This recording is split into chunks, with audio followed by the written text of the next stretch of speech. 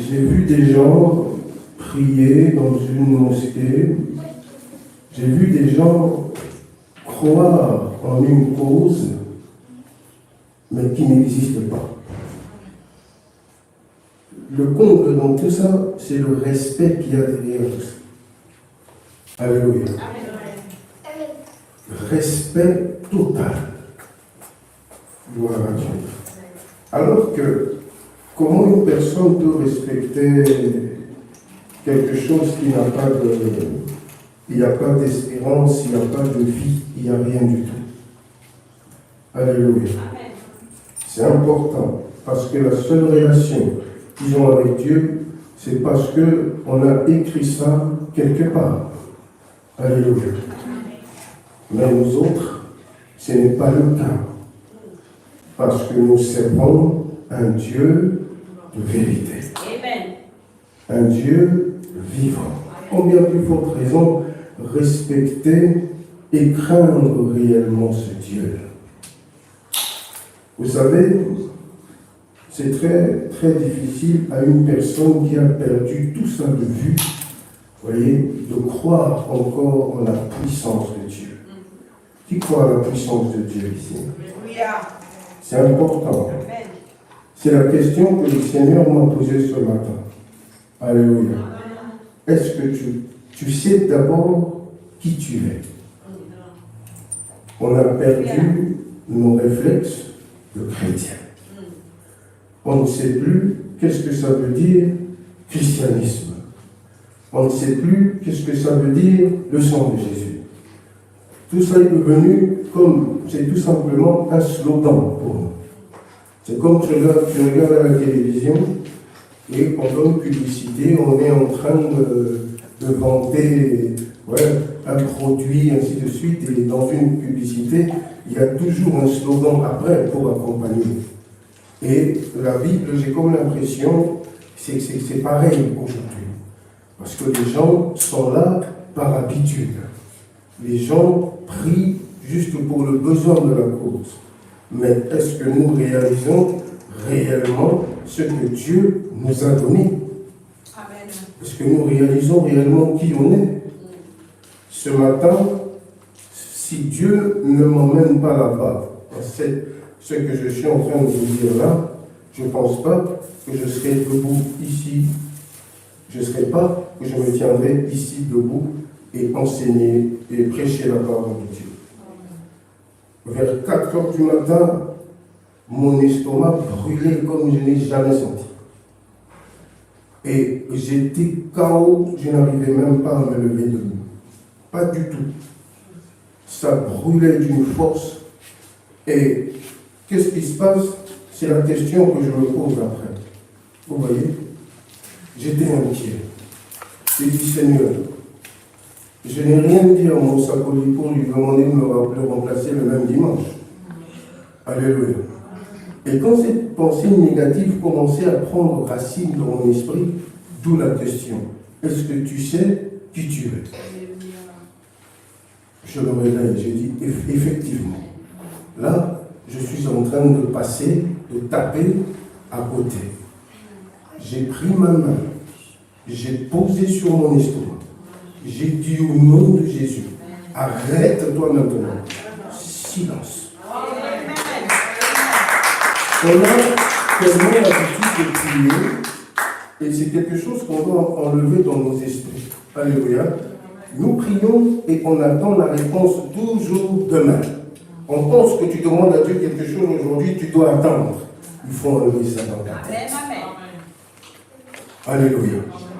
Au nom puissant de Jésus, là maintenant, tout de suite, je te l'ordonne. Vous voyez? Alors, j'ai dit, rien ne peut me séparer de ça. Qui peut me barrer la route pour que je n'aille pas glorifier mon Dieu? Qui peut me barrer la route pour que je n'aille pas prier? Et surtout, un jour sacré qu'on a mis à part. Je faisais des recherches, je suis tombé justement, parce qu'en ce moment, cette période de Ramadan, moi j'essaie de comprendre beaucoup de choses. Parce que je me dis, mais comment ça se fait que des personnes qui n'ont pas de certitude, ils peuvent être autant fidèles? Essayez de comprendre qu'est-ce qui pousse dans cette fidélité, alors que nous servons le véritable Dieu. D'où mon sujet de prière en disant, Seigneur, il est vraiment grand temps que tu révèles ta puissance pour qu'on sache ici-bas que c'est toi le véritable Dieu. Mais c'est par qui? Comment? C'est pas le ciel qui va s'ouvrir et tout le monde va avoir quelque chose de spécial au ciel et dire que Jésus est Dieu. Non, c'est par moi, c'est par toi. Mais si toi tu ne sais pas porter ça, le nom de Jésus dans les nations, on est toujours bloqué, étouffé dans une salle. Nous prions, nous dansons. Et après quand on sort là-bas, on redevient des hommes et des femmes normales. Quand on va chercher, on va au travail, on redevient des hommes et des femmes normales.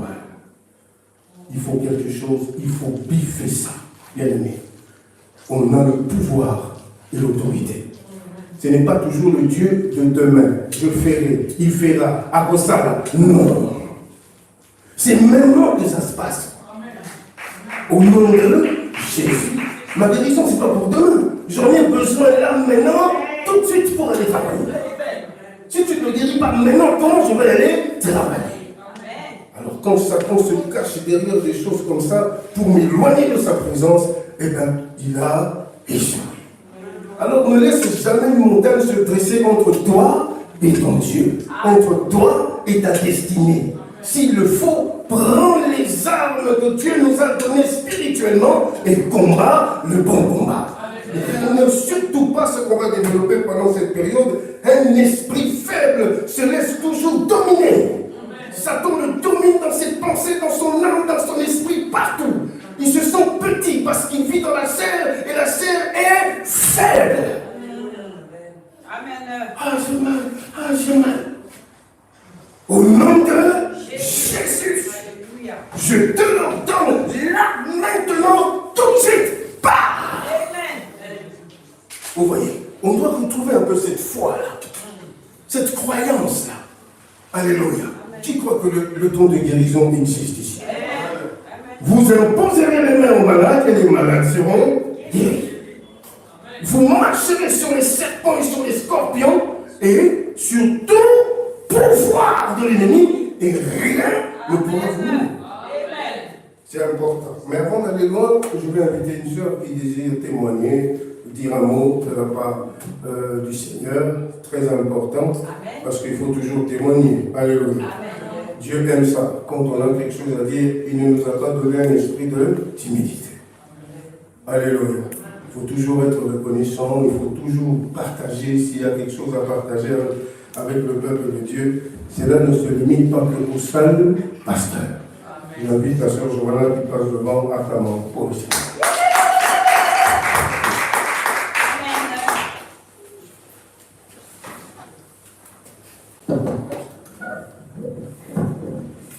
Amen. C'est la première fois que je fais ça, donc si je bégaye un peu, c'est un peu normal. Alors, je voulais partager quelque chose de la part du Seigneur, car ça me tenait vraiment à cœur de le faire. Et je sais qu'il y a beaucoup de gens qui sont dans la même situation que moi. Je pense notamment aux étudiants, mais je ne mets pas de barrière. C'est pour tout le monde, mais vu que je suis étudiante, d'office, il y a des étudiants qui sont beaucoup plus touchés que moi. Alors, pour un petit témoignage, moi, je suis une personne qui a toujours fait des sciences. Et donc, je me suis retrouvée en option diététique, donc en haute école. Ça se passait plutôt bien, on va dire ça comme ça. Donc, c'est-à-dire que vu que c'était la première année où j'avais commencé le service à l'église dans les médias, ça faisait que j'avais peut-être moins de temps pour étudier, mais je savais très très bien qu'en faisant le travail que je faisais, le Seigneur n'allait pas me laisser rater, rater tout simplement mes examens ou mon année, et c'est effectivement ce qui s'est passé. Donc je remarquais que je privilégiais le travail du Seigneur, c'est-à-dire en faisant les vidéos, etc. Car peut-être vous croyez que c'est juste des vidéos qu'on monte, mais nous quand on fait les vidéos, on les regarde, on médite en fait. Donc c'est-à-dire que moi quand je fais une vidéo, c'est une méditation personnelle que je fais chaque jour.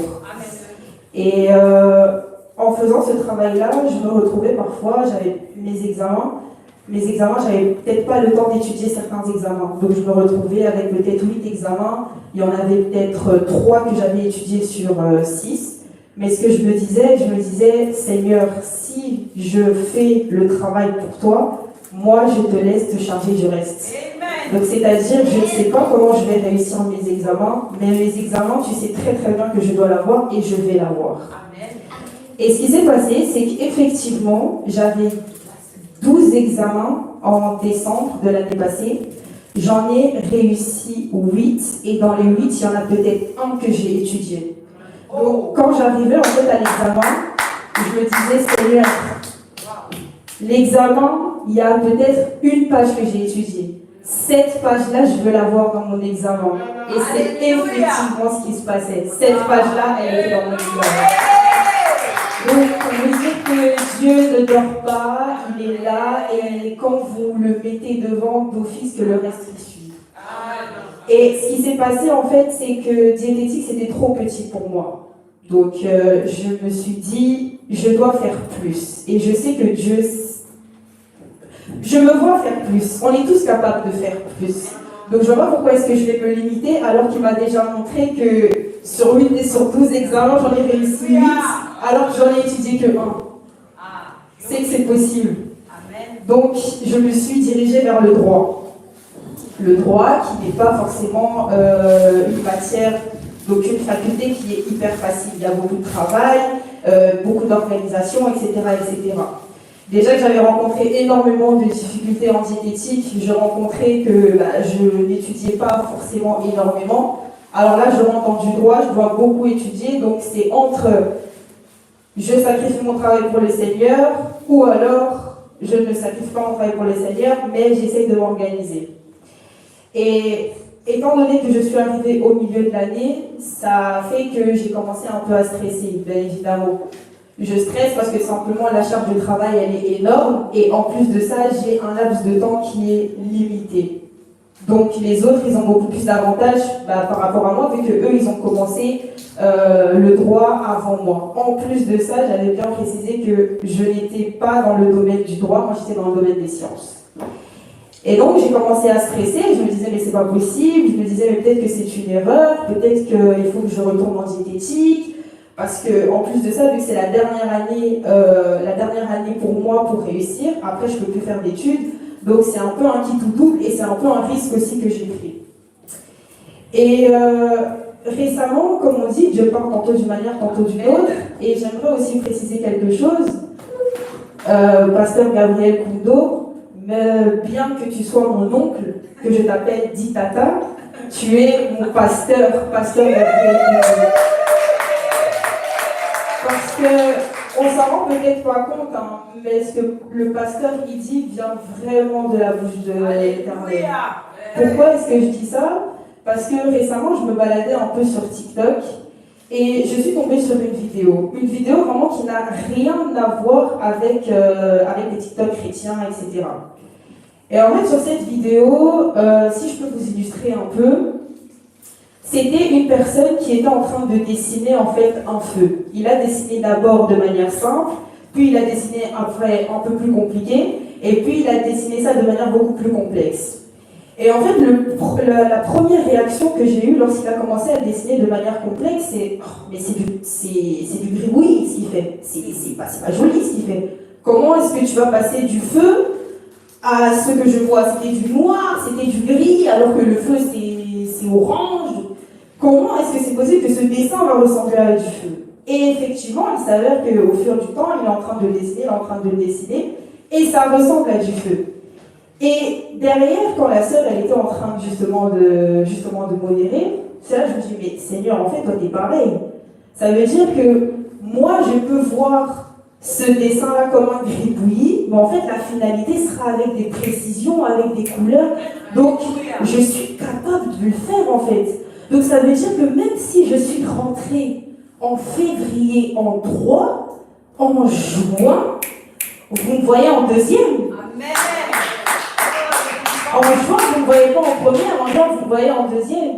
Et j'aimerais vraiment fortifier tous les étudiants qui sont peut-être dans mon cas et tous les personnes justement aussi qui sont dans des cas beaucoup plus complexes peut-être que moi. Ce n'est pas parce que vous voyez peut-être du gribouillis dans votre vie que votre vie ne ressemble strictement à rien que ça veut dire que c'est une finalité. Au contraire, peut-être que ça prend beaucoup plus de temps parce que quelqu'un qui dessine quelque chose, ça veut dire qu'il y a beaucoup plus il doit prendre beaucoup plus de temps. Il doit prendre vraiment de son temps pour faire un trait par-ci, pour faire un trait par-là. C'est comme un architecte. Un architecte aussi, pour faire justement ce que vous voyez ici, la maison qui est ici, il a fallu qu'il fasse un plan, il a fallu qu'il le réfléchisse, il a fallu justement utiliser des techniques pour arriver à cette infrastructure. Parce que s'il n'avait pas réfléchi à ça, peut-être que cette infrastructure ici-là, elle serait tombée. Mais pourquoi est-ce qu'elle ne tombe pas, que ça fait des années qu'elle est ici? Tout simplement parce qu'il a réfléchi, il a pris le temps de le faire, il a vraiment précision. J'aimerais prendre vraiment la précision. Et c'est ça le Seigneur qui fait dans nos vies. Si ça prend plus de temps, c'est parce que justement il veut prendre plus de précision, beaucoup plus de tact. Et c'est ça qui va faire que justement lorsque tu vas atteindre l'objectif que tu veux atteindre, elle sera, comme on dit les Ivoiriens, on dit wow. Ça veut dire, elle sera tenace. La force du peuple. Et c'est ça que Dieu veut en fait. Il ne veut pas faire quelque chose de facile, quelque chose de simple, quelque chose qui va prendre peut-être moins de temps. Non. Si il prend du temps et que tu es là en train d'écouter le pasteur Gabriel, c'est parce que justement, il a quelque chose de grand à faire dans ta vie. Et que la chose que tu vas faire va impacter tout l'univers, tout le monde. Et c'est ça que Dieu attend de nous. Il attend de nous que nous soyons comme Pierre, de passer de pêcheur de poissons à pêcheur d'hommes. Mais tout ce qu'il a vécu là, il n'a pas vécu ça en peu de temps. Il n'a pas vécu des petits combats. Il a vécu des grands combats. À partir du moment où tu vis des grands combats, c'est que Dieu t'attend en haut là-bas. Joseph, c'était pareil. Joseph, son dessein, c'était quoi? Il s'est fait vendre par ses frères. Franchement, est-ce qu'en temps normal, nous, on peut accepter que moi, j'ai des frères et j'ai des sœurs? Tu me vends. Et puis après, je ne sais pas où je vais, je ne connais personne. Et il devient quoi? Il devient le roi. Il devient roi. Donc un dessin qui ressemblait à un gribouillis, mais qui a apporté de la précision. Et c'est ça que je voulais vraiment partager aujourd'hui parce que ça m'a énormément fortifié et ça m'a fait rendre compte que parfois nous les chrétiens, on est tellement ingrats en fait. On est tellement ingrats, on veut toujours tout vite. Dès qu'il y a une petite situation qui se présente, on commence à stresser. Je ne suis pas en train de vous juger parce que moi aussi j'étais pareil. Moi aussi, je suis une personne, je stresse énormément. Dès qu'il y a un petit quelque chose, je suis là, je stresse, il y a un petit quelque chose, j'appelle pasteur, ça va pas. Puis pasteur me dit, mais ça va aller. Et puis le petit là, je l'appelle, oui, mais ça va aller. Et puis je goûte. Amen. Tout ça pour dire que Dieu ne dort pas, il est fidèle. Mais pour savoir le faire confiance, il faut le connaître. Et là, j'aimerais revenir à ce que pasteur nous dit depuis des semaines et des semaines. C'est la vraie parole de l'Éternel. Ça vient vraiment de Dieu parce que moi-même je l'ai expérimenté et franchement, pasteur Gabriel Kondo, que Dieu te bénisse. Amen.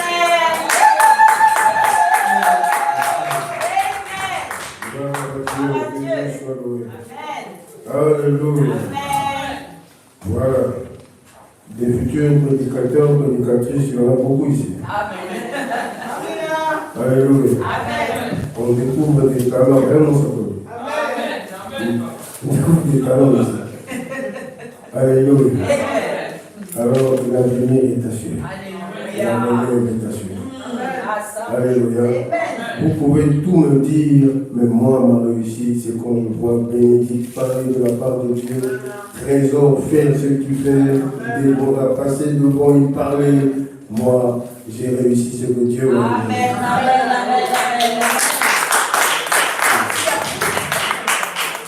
Alléluia.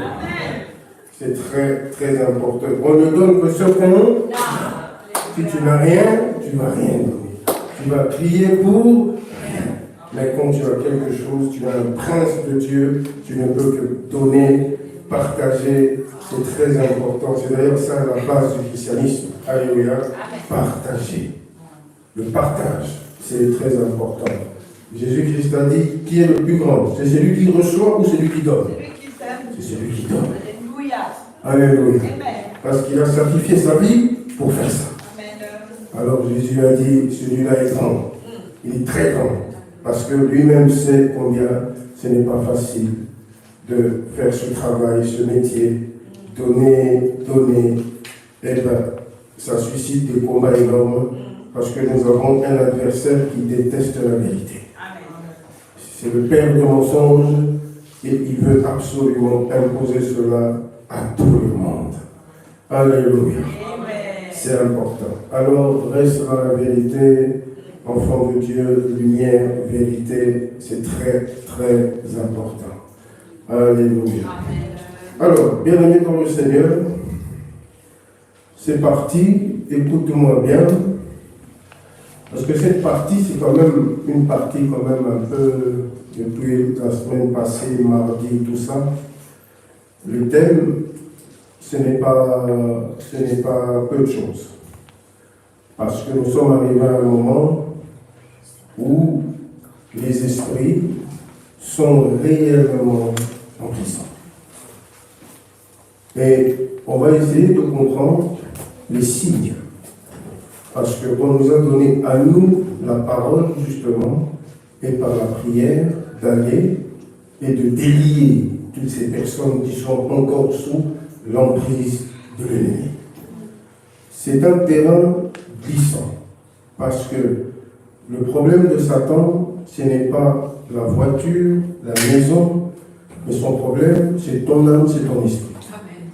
C'est ça le problème de Satan. C'est pour cela, de temps en temps, il peut aussi faire des concessions, comme il l'a dit à Jésus. Prosterne-toi et je te donnerai tout ça.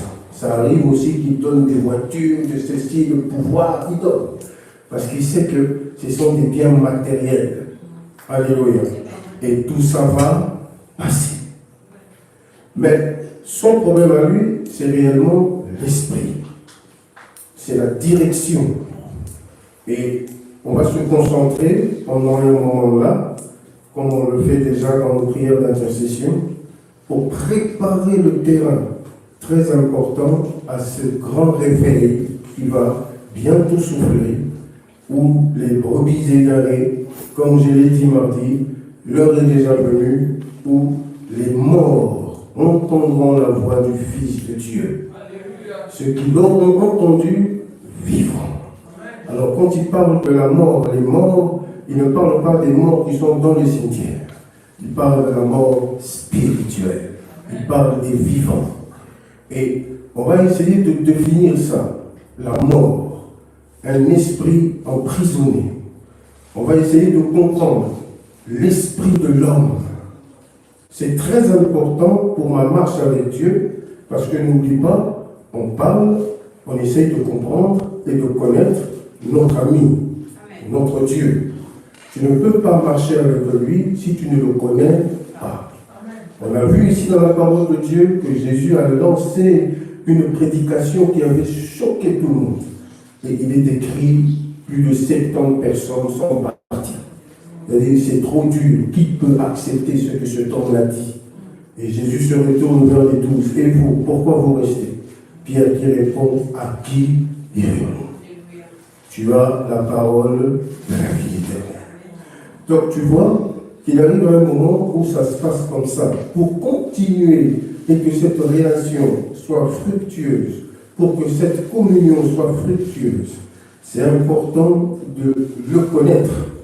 Et quand Dieu est en toi, comme Jésus nous révèle le mystère, c'est important, Jean chapitre 17, moi en toi et eux en nous, cette union vitale, c'est ce qui fait de nous aujourd'hui ce qu'on est. Dieu ne peut pas vivre dans la vie d'une personne, après il n'y a pas de fruits. Non. Et aujourd'hui, le monde est enfermé dans ça, parce que Satan a réussi son pari. Et ça va continuer comme ça jusqu'à un moment, il n'y aura plus de place pour la vérité. C'est-à-dire, ils ont créé une religion, et cette religion passagère, cette religion a enseigné le monde. Les gens prient, mais ils ne sont même pas sûrs de la présence de Dieu. Ils ne savent même pas si Dieu est avec eux. Les enfants d'Israël, eux aussi, savaient le faire.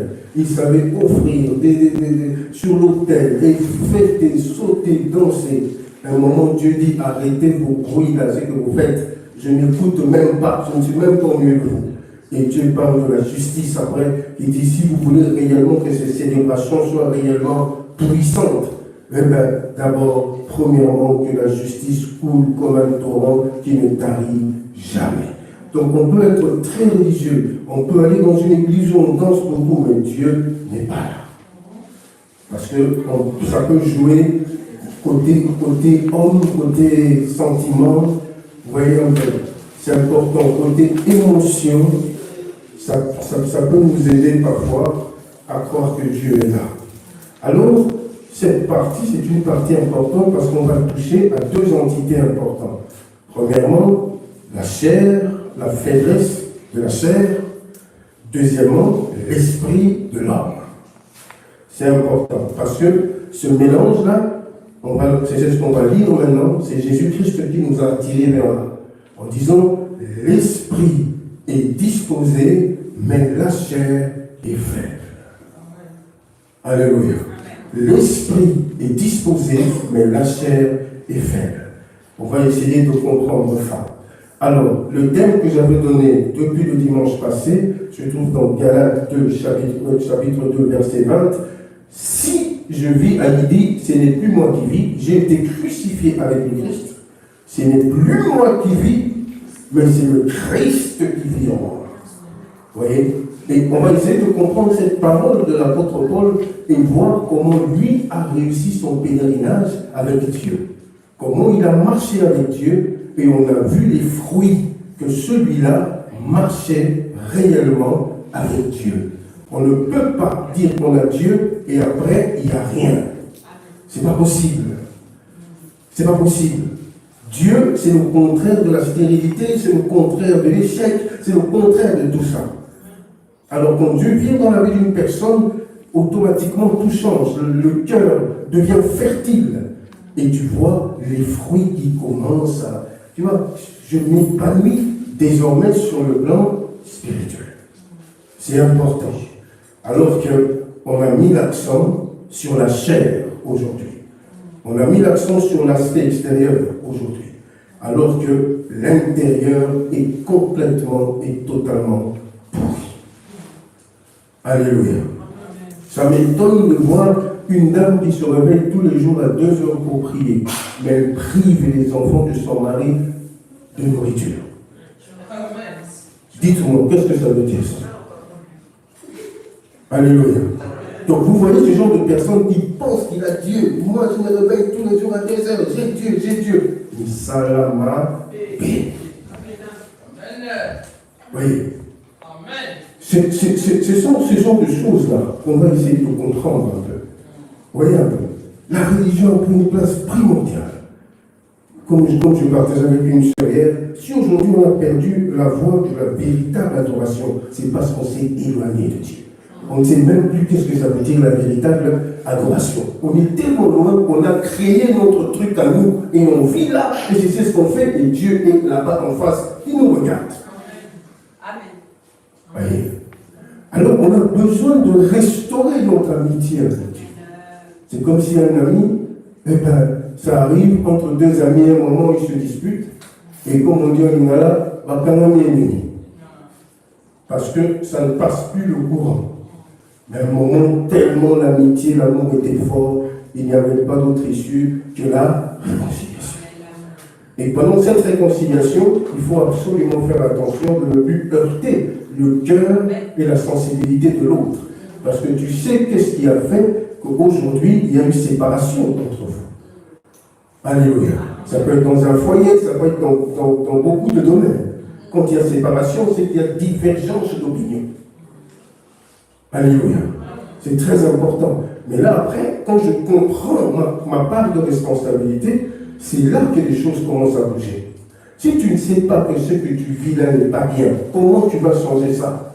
La première délivrance commence toujours par la lumière, par la connaissance. Si tu ne sais pas, tu seras toujours victime. C'est comme ça.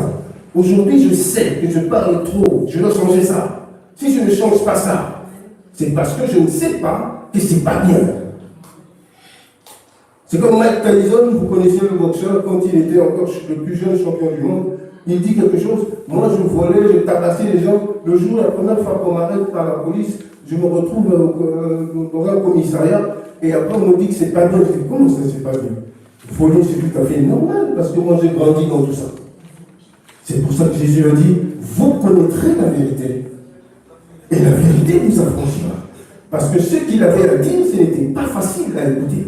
Mais il n'avait pas d'autre choix que de le dire pour aider. Vous vous dites fils d'Abraham, vous vous dites descendant d'Abraham, mais ce que vous faites là, ça n'a rien à voir avec votre père, Abraham. Parce que si vous étiez réellement fils d'Abraham, dirait le Seigneur, mais tout le monde allait m'écouter ici. Parce qu'Abraham m'a vu et il s'est réjoui. Et toi, tu n'as pas encore 40 ans, tu dis que tu as vu Abraham. Quand on dit que tu es un démon, on a tout à fait raison. Avant qu'Abraham soit, je fais. Alléluia. Alors oui, non, je dis que je suis un démon. C'est pas normal. C'était un langage obscur pour eux. Parce que c'était des religieux, mais avec un esprit en prison. Contrôlé par Satan. Et on était tous, d'une manière ou d'une autre, là-dedans. Et on va essayer de comprendre ça. Tu ne peux pas vivre épanoui avec Dieu s'il y a encore les influences là du passé ressurgissent de temps en temps pour bloquer et broyer ma relation avec Dieu. Mes faiblesses du passé. Voyez, c'est ce qui me confirme réellement qu'aujourd'hui, ma vie a changé. Si on pose la question à certains chrétiens, qu'est-ce qui a changé dans ta vie depuis que tu vas à l'église? Parce que je me suis marié. Aberration. Je me suis marié, aujourd'hui je travaille, j'ai une vie stable. On t'a dit que Jésus-Christ est venu pour ça. Sinon, aujourd'hui, tous les chrétiens seraient très riches. Et tous les païens seraient très pauvres. Je pense même que si c'était comme ça, toutes les religions n'allaient pas exister. Car tout le monde allait devenir chrétien. Parce qu'ils savent que c'est là-bas que ça se passe. Si tu as envie de réussir, si tu as envie de te marier, va dans une église. J'ai aimé ce que la soeur a dit tantôt, que Dieu te bénisse. C'est ce qui nous manque aujourd'hui. Parler de Dieu. Je mets au défi certains chrétiens. Va parler de ton Jésus. Il va tourner autour du matériel. Alors que le monde agonise. Tu ne peux pas regarder la télévision sans tomber sur la guerre, sur les ceci, cela. Il n'y a que ça, que quand tu lis les journaux, quand tu regardes les infos, il n'y a que ça dans le monde.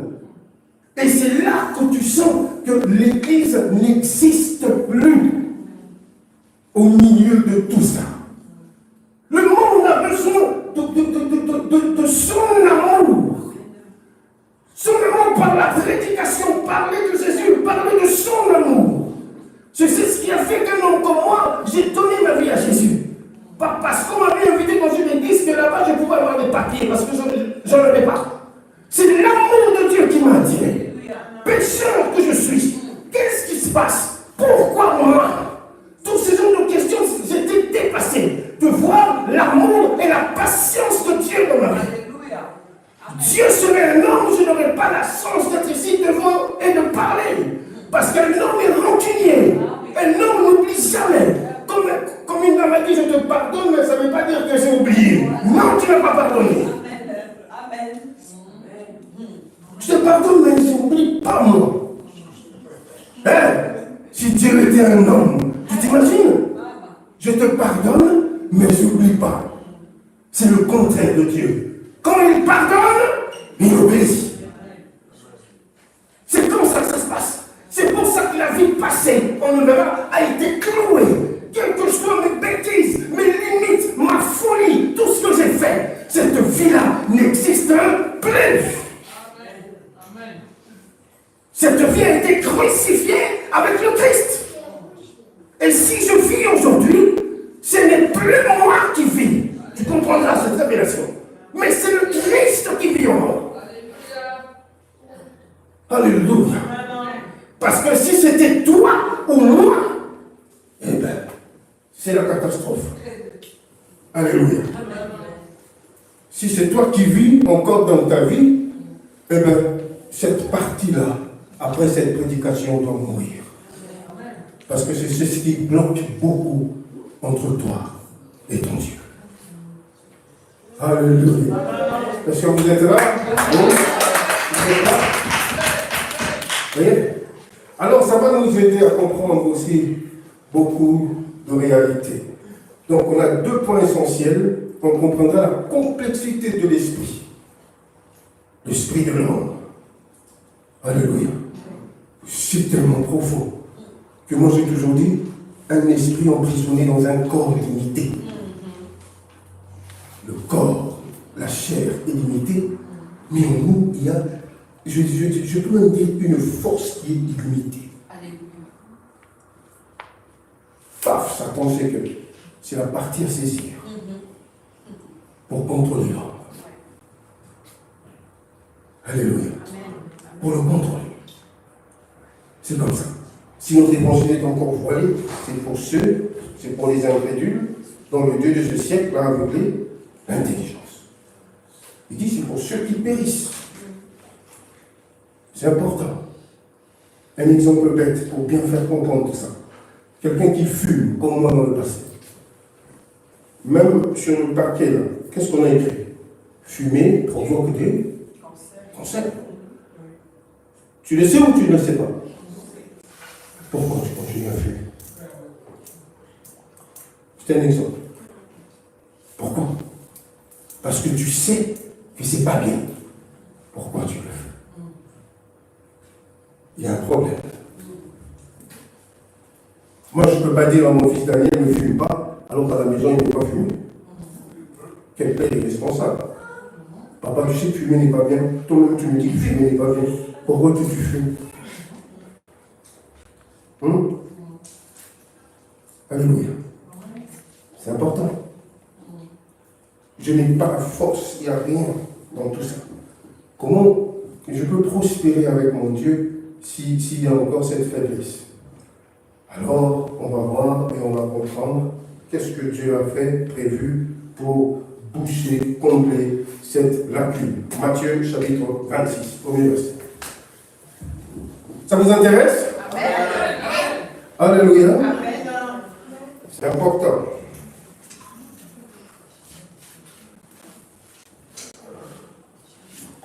Tu comprendras aussi comment Satan a fait de son mieux pour apprendre la sorcellerie aux hommes.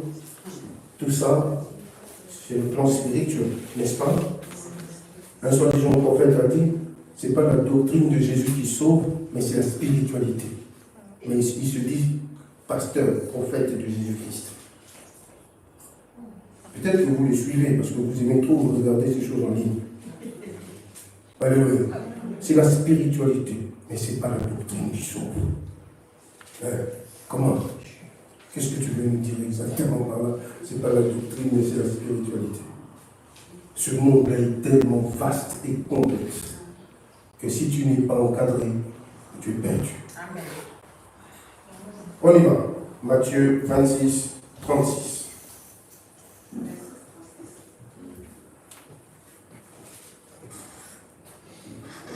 Matthieu 26, verset 36. Amen. Amen. Amen. Là dessus, Jésus alla avec eux dans un lieu appelé Gethsémani. Et il dit aux disciples, asseyez-vous ici, pendant que je m'évanouirai pour prier. Il prit avec lui Pierre et deux fils de Zébédée. Et il commença à éprouver de la tristesse et des angoisses. Il leur dit, alors, mon âme est triste jusqu'à la mort. Restez ici et veillez avec moi. Puis, ayant fait quelques pas en avant, il se jeta sur sa face et pria ainsi, mon Père, s'il est possible, que cette coupe s'éloigne de moi, toutefois, non pas ce que je veux, mais ce que tu veux. Et il vint vers les disciples, qu'il trouva endormis, et il dit à Pierre, vous n'avez donc pu veiller 1 heure avec moi. Veillez et priez, afin que vous ne tombiez pas dans la tentation.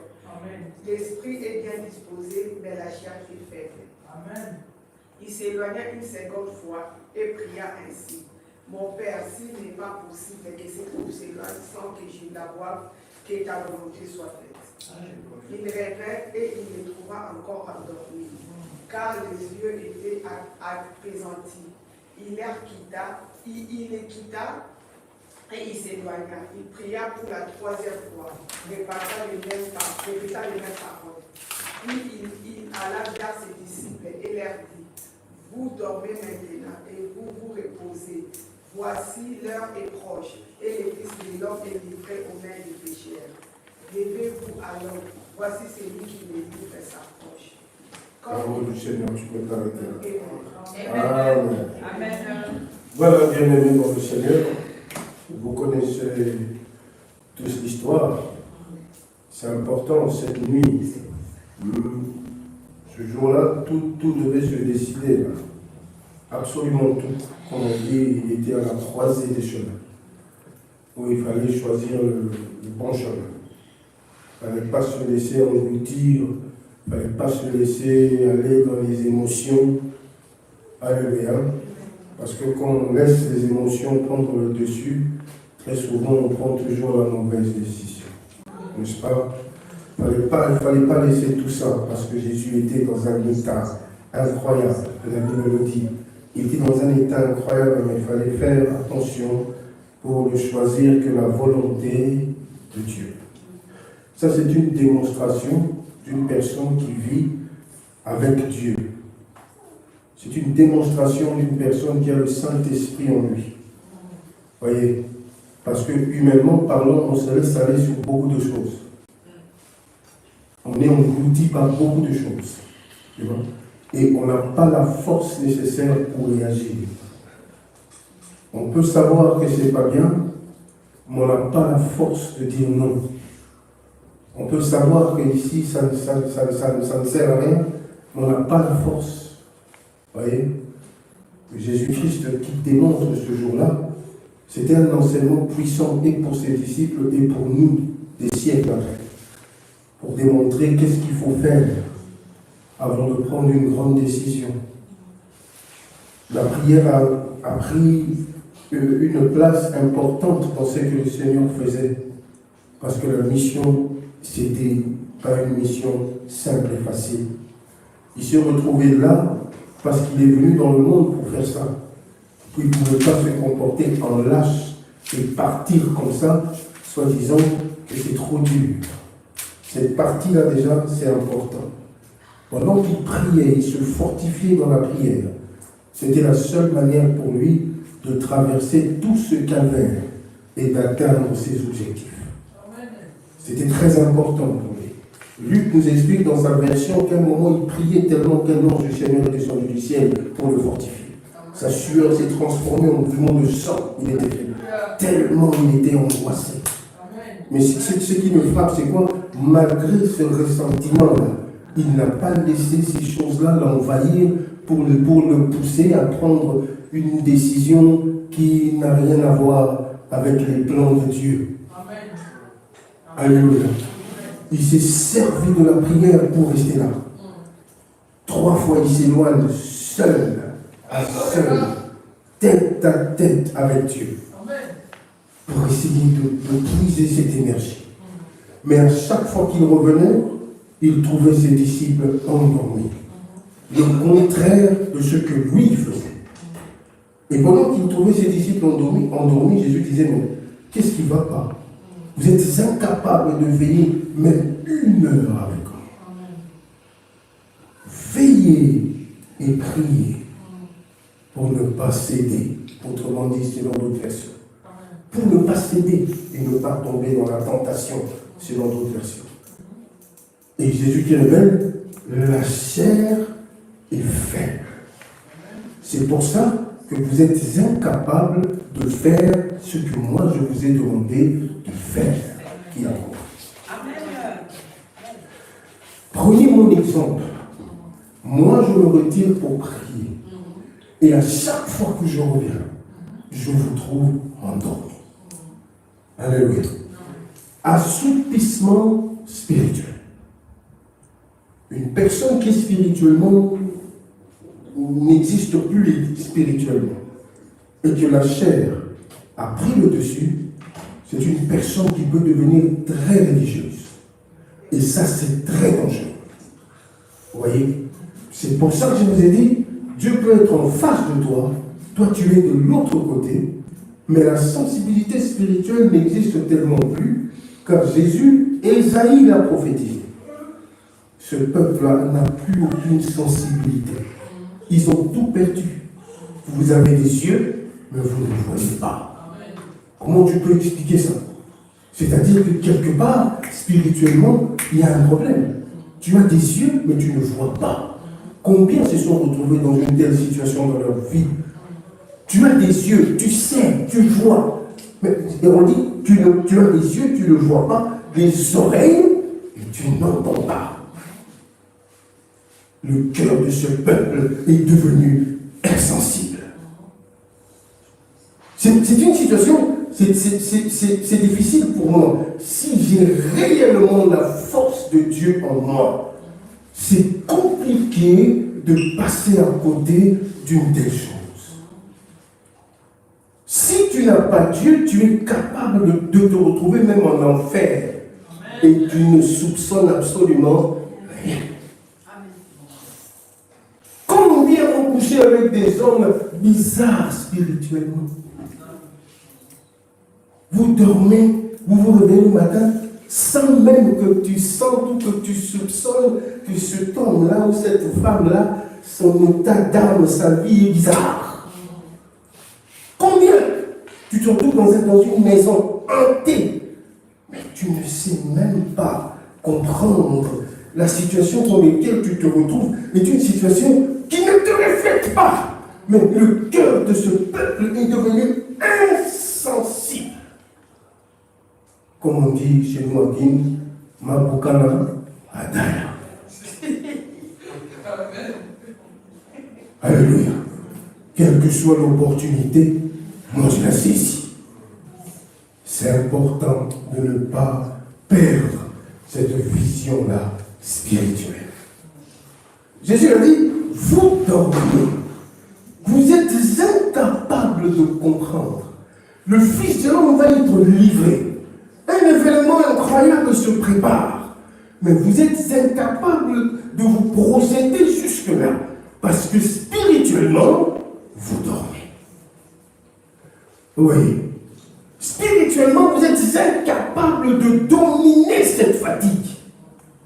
C'est ce qu'on appelle un esprit faible.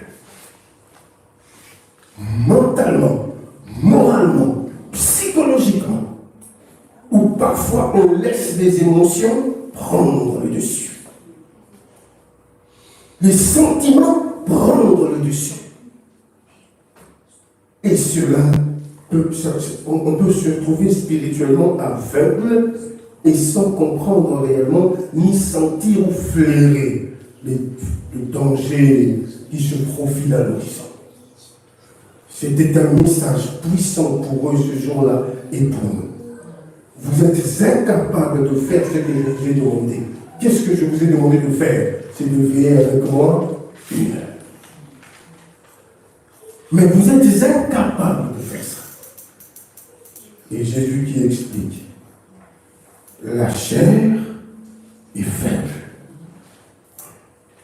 Autrement dit, la chair ne sert à rien. Sur le plan spirituel, bien sûr.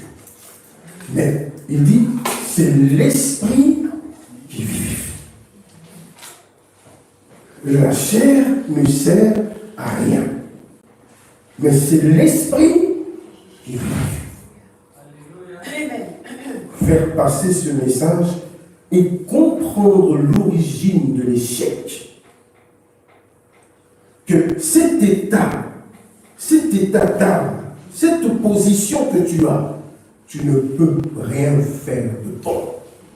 Rien. Surtout quand il s'agit d'une collaboration avec Dieu.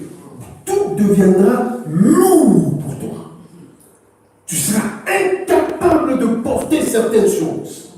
Tu seras incapable de résister face à certaines choses. Parce que la chair est faible. Donc, c'est une partie qu'il faut absolument, on nous a montré dans la parole de Dieu, comment faire pour annuler cela. Et vivre sa nouvelle vie en Jésus-Christ. renouveler. C'est très important. Quand Dieu a créé l'homme, l'homme vivait en harmonie. Tu dois savoir ça. Dieu a premièrement pris la poussière, le sol, il a formé le corps humain.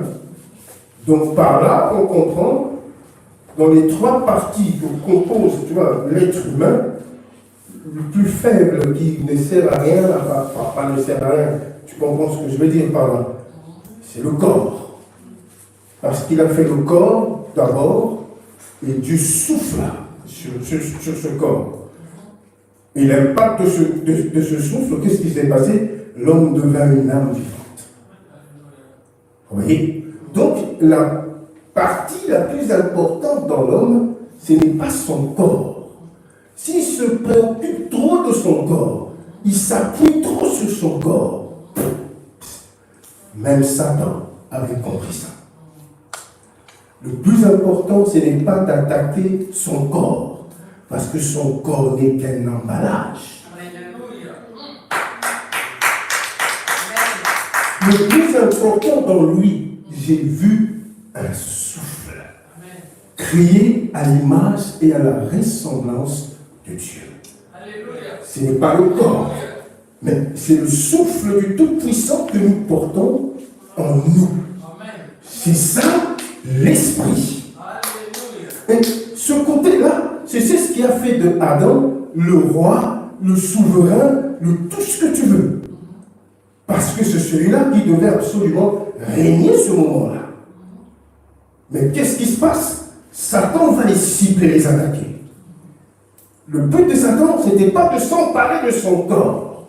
C'est pour ça que la Bible dit, et surtout on dit aux femmes, au lieu de te préoccuper de tes make-up et de tes bijoux, commence d'abord à nettoyer l'intérieur. Parce que le corps ne sert à rien. Tu es poussière, tu retourneras à la poussière. Alors il ne s'est pas attardé là. Le bijou de l'homme, c'est ce que Dieu lui a donné. Pouf, c'est là-bas qui va emprisonner l'homme. Et dès que l'homme pêche, il y a une séparation avec Dieu, ce qu'on appelle la mort. Alors, l'esprit n'avait plus de repère, parce que Dieu l'a créé pour l'adorer. Et vu qu'il n'y avait plus cette communion, il n'y avait plus cette complicité entre l'homme et sa créature, spirituellement, l'homme se retrouvait sans repère.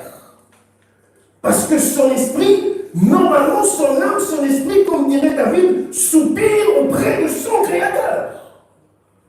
Mais vu que son Créateur est inexistant, il n'y a plus de communion, il n'y a plus de collaboration, il n'y a plus de complicité entre les deux. Il y a une séparation. Et parmi les 300 dons que l'apôtre Paul nous donne, il parle de l'animal, c'est-à-dire quelqu'un qui n'a pas Dieu dans sa vie. Lorsque Dieu s'est séparé de l'homme, la mort spirituelle, la séparation, l'esprit est resté dans l'homme. Écoute ce que je dis. Or, en réalité, dans l'homme, c'est l'esprit. C'est l'esprit. Mais il continue. C'est le souffle du Tout-Puissant qui lui donne l'intelligence. Et quand il s'est séparé avec son Dieu, l'homme était désarmé. Satan se saisit de ça. Spirituellement, les âmes en prison. Ils n'avaient plus la capacité de communier avec Dieu. Et qu'est-ce que cela a permis au fil du temps? L'émergence de la partie qu'on appelle aujourd'hui la chair. Et c'est ce qui prouve réellement qu'après la chute, l'homme est devenu limité. Il n'avait plus de force, il n'avait plus de pouvoir pour résister ou même pour régner, parce que Satan avait justement usurpé ce règne. L'homme était devenu juste, voilà, sans repère. Il allait où, on ne sait pas. Le péché avait pris une place tellement, mais primordiale. Alors, c'est comme ça, on y va, le monde, il n'y avait plus de repères, il n'y avait plus rien. Et cette séparation, c'est ce qu'on appelle la mort. Alors là, l'homme était complètement et totalement sous la domination du diable. Et la meilleure manière pour le dominer, il faut absolument se saisir de son esprit. De le bloquer, de le limiter pour qu'il reste dans une prison et qu'il tourne en rond. Alors, Dieu a tellement donné, je vais te révéler un verset tout de suite, pour que tu comprennes combien l'esprit est important dans la vie d'une personne. C'est pour ça que Jésus-Christ, quand il est venu, c'était pour libérer les esprits. Un esprit emprisonné, c'est une personne très limitée. Donc vous le voyez, il est incapable de suivre, ni même de comprendre les affaires de Dieu. Il est incapable de le servir, il est incapable de l'aimer, il est incapable de faire tout ça. Parce que la séparation est une réalité.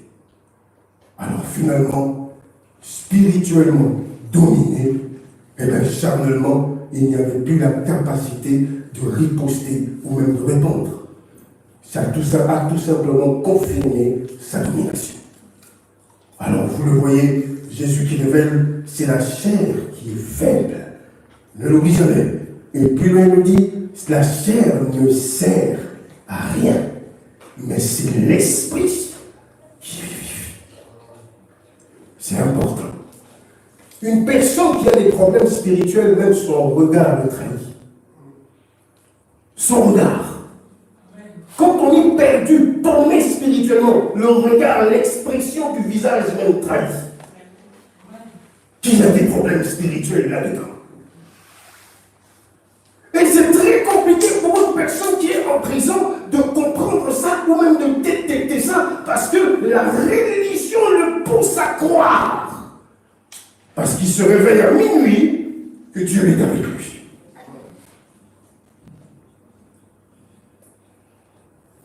Qui comprend ça?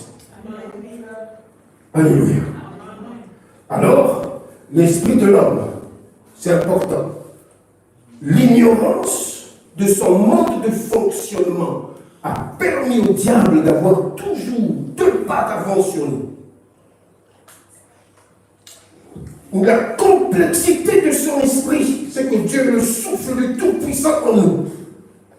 C'est très compliqué de voir et de comprendre certaines choses. Job chapitre 38, le verset 36.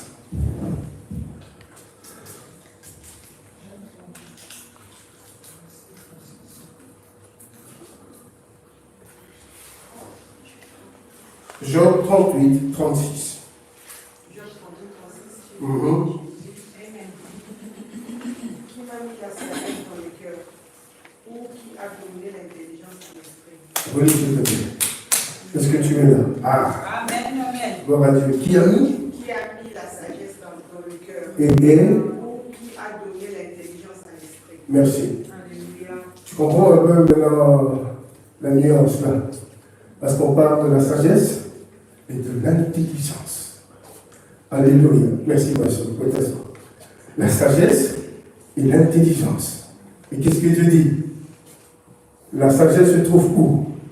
Dans le cœur. Pourquoi le cœur? Le cœur, c'est ton centre de gravité, c'est toi. C'est par là que transitent toutes les décisions, toutes les pensées, ainsi de suite. C'est pour ça qu'on parle du cœur. Si ce cœur-là n'est pas contrôlé par la sagesse, tu fais tout et n'importe quoi. Mais on parle de l'intelligence après. Mais qu'est-ce que Dieu dit? C'est ton esprit. Et si cet esprit est en prison, c'est pour ça que tu remarques certaines personnes, tu te dis, est-ce qu'il fait exprès? Ou bien hasard vraiment tout ce qu'il fait là? Alléluia. Si notre évangile est encore voilé, c'est pour ceux qui périssent. Intelligence voilée. Je dis, mais est-ce que tu es là ou c'est, je ne sais pas, tu es là ou tu n'es pas là? Coucou, ça va?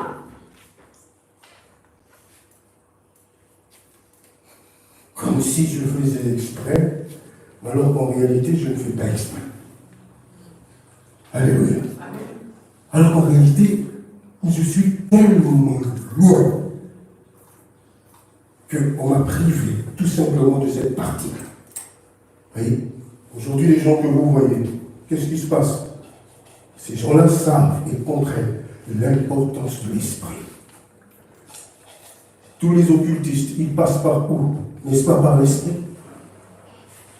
Tous les sorciers, quand ils font leur basse besogne, ils passent par où? N'est-ce pas par l'esprit? Parce qu'ils savent, ils ont compris la complexité du monde spirituel.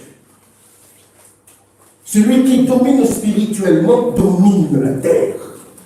C'est pour ça, tu vois, qu'il y a une lutte que Satan a lancée quand il a eu ce désir-là de remplacer Dieu. Une guerre au ciel. Ce n'est pas le ciel bleu, azur que tu vois. Le ciel, quand on parle de la guerre que Satan et ses démons combattirent, Michael et ses anges, Apocalypse chapitre 12, ce n'est pas ce ciel-là que tu vois. Cette lutte n'a pas eu lieu là. Lorsque l'ange protecteur de l'Empire perse a résisté au prophète Daniel 21 jours, il est écrit au ciel, ce n'est pas le ciel là que tu vois. C'est un langage spirituel pour tout simplement dire le monde spirituel, le monde des esprits. Oui. Celui qui contrôle le ciel, c'est celui-là qui contrôle l'univers. C'est pour ça qu'on dit Dieu vit au ciel. Le ciel est son trône, la terre est son marchepied. Et quand on parle du ciel, c'est bien ça. Et quand Satan est allé le combattre dans son ciel, c'était justement les enjeux contrôler l'humanité. Mais Satan était tellement fou et gourmand, et il s'est retrouvé précipité sur la terre. Et il n'a jamais réussi à atteindre ce projet ultime dans sa vie. Finalement, il n'avait pas d'autre choix que de régner sur la terre. C'est lui le prince de ce monde, ainsi de suite. Il règne ici sur la terre, alors que la terre est le marchepied de Dieu. Alléluia. Quelle humiliation. Vous marcherez sur les serpents. Il sait, il connaît sa place. Alléluia. Il sait, il connaît sa place. Oui. À chaque fois qu'il cherche à le faire, Dieu l'a toujours remis à sa place. Et la meilleure manière, meilleure cible, c'est toi, c'est moi. Contrôler notre vie spirituelle. Éphésiens chapitre 2 le dit clairement. Le prince de la puissance de l'air, c'est celui-là qui a beaucoup d'influence sur nous, sur notre vie du passé. C'est le prince de la puissance de l'air. Ça veut dire quoi, puissance de l'air? Ça veut dire Satan qui contrôle l'ambiance spirituelle de ce monde. Spirituellement, c'est lui qui règne dans ce monde. Le monde entier est sous sa domination. Il sait contrôler nos vies de prière, nos heures qu'on passe dans la prière. Ainsi, même nous orienter dans des églises où il sait qu'il n'y a pas de danger pour lui. Spirituellement, il sait le faire. Amen. Mais l'homme qui est charnel n'a pas de force pour résister face à ces choses-là. Amen. C'est comme ça. Il n'a pas le pouvoir de dire non. Écoute la définition de la chair. La faiblesse de la chair. Qu'est-ce que ça veut dire exactement?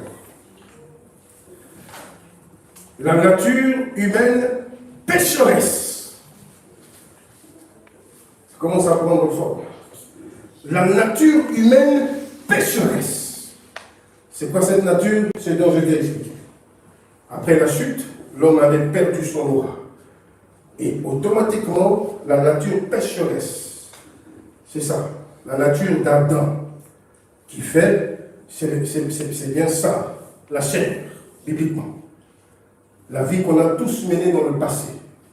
C'est important. Cet homme-là, cette femme-là, qui a eu autant d'influence sur nous. Vous voyez, il a influencé tout dans nos vies. Absolument tout. C'était notre maître et on ne pouvait pas lui dire non. Même quand on n'a pas envie, on n'a pas le pouvoir ni la force de lui dire non. Parce que c'était lui le maître. C'est lui le maître. Un homme sans Jésus est livré à cela. Malgré ses études, malgré ses diplômes, malgré tout ça.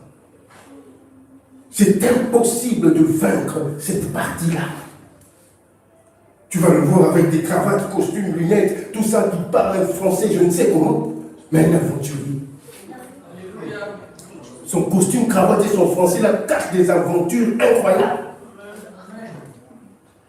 Quand tu le vois comme ça, tu dis, mais celui-là, il est peut-être passé par le grand séminaire. Ben oui.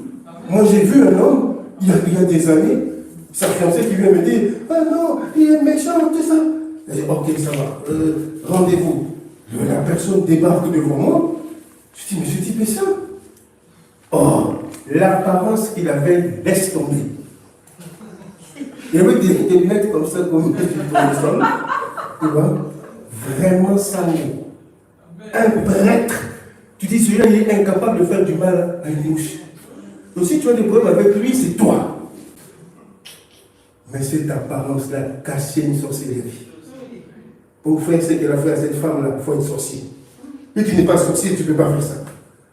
Manquer d'humanité et de cœur à ces points-là, pour moi, c'est la sorcellerie. Alléluia.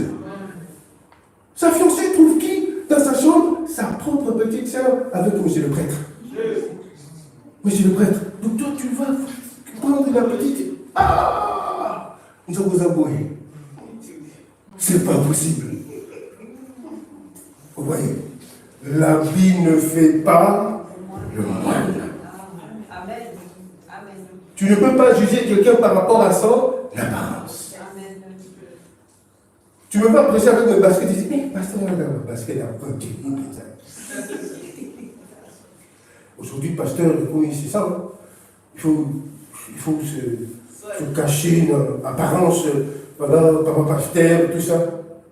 Excusez-moi, c'est cru. C'est cru. Ce qui m'étonne, c'est de voir certains aujourd'hui, on a tous critiqué les catholiques il y a 10 ans, 15 ans, eux-mêmes aujourd'hui prêchent avec des touches. Oui, t'as quoi?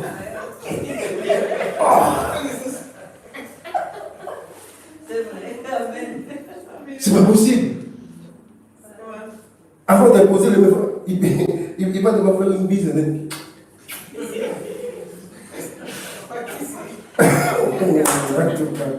Mon peuple mérite faut dire que bise on est. Nous allons ça. Alléluia. Et on voit ça, on continue quand même d'aller là-bas. Si ton esprit n'est pas en prison, il y a un problème. Alléluia. Vous voyez, c'est comme ça que Satan sait comment faire pour contrôler tout ce qu'on fait, tout ce qu'on dit, passe par lui. Quand on a Jésus-Christ, Jésus fait le contraire. Le travail commence d'abord à l'intérieur. Et il ne t'oblige rien par rapport à l'extérieur. Parce qu'il a dit, ça suivra sans forcer. Il n'y a pas de formule. Moi j'ai été choqué une fois, une personne qui vient à l'église ici et qui dit, une femme devant. Abomination. Une femme ne peut pas prêcher. Moi je ne peux pas prier dans cette église-là. C'est une église maudite. Vous voyez, des gens comme ça, pour moi, les plus dangereux, ce sont des personnes comme ça.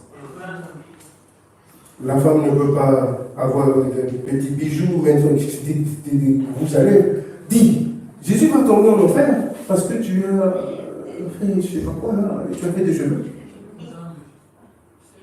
Oh, moi, je ne comprends pas ça. Pourquoi cette dureté?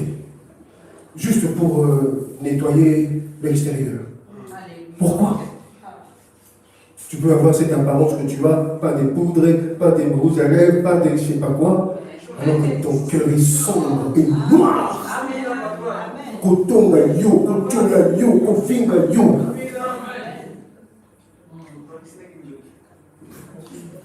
C'est la vérité. Vous voyez? C'est pour ça que Dieu commence. C'est le contraire. Voyez? Il va toucher le cœur. Boum! Et c'est là-bas une certaine transformation. Et tu vois que les choses commencent à changer. Vous voyez? Les choses commencent à changer. Et la chair perd son emprise sur toi, petit à petit. Comment plus tu t'approches de lui? Vous voyez? Ah, j'ai compris.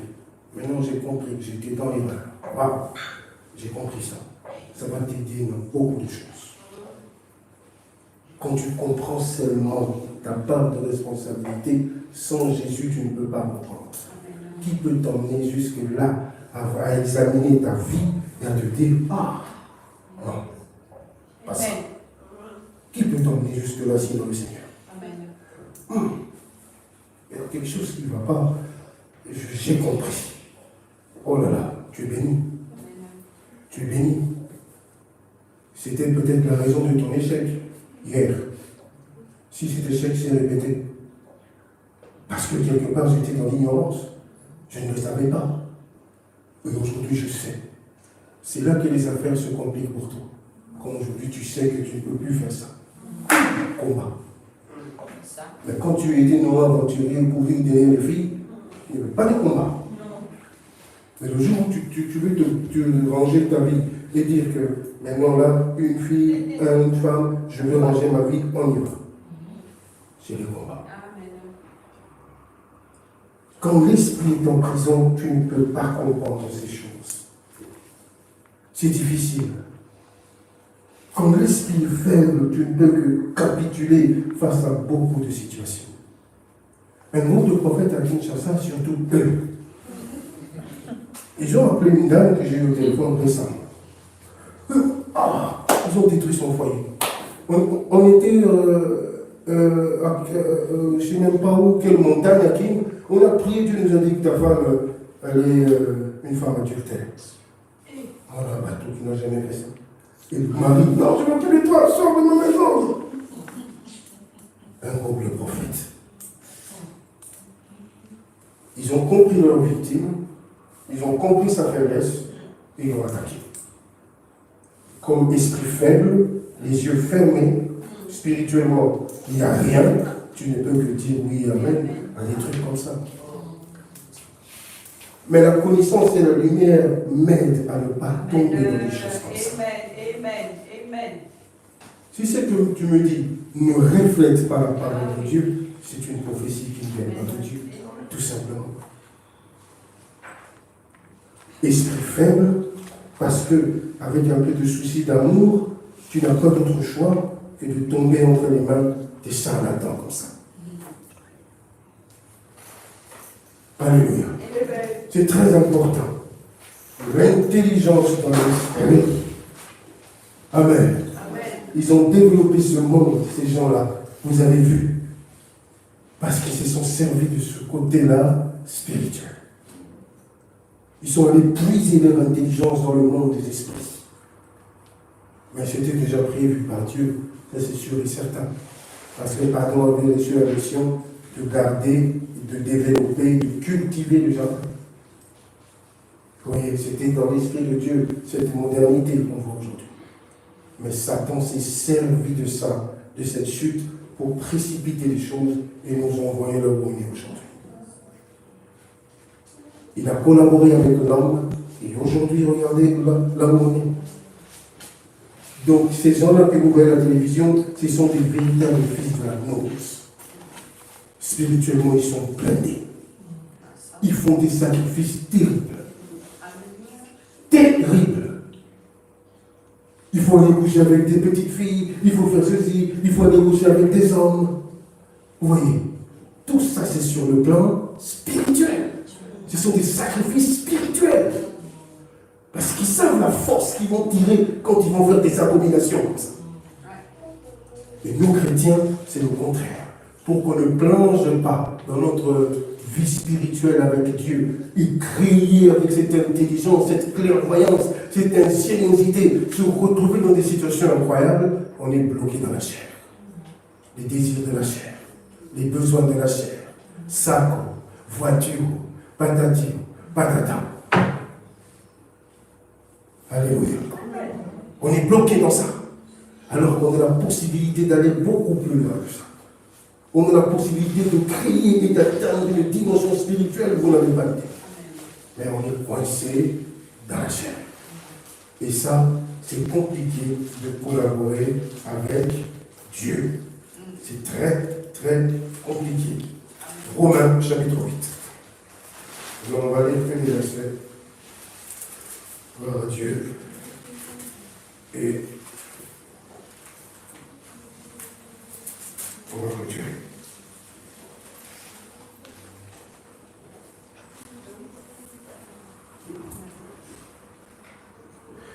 Avant de lire Romains 8, on lit d'abord Romains 7.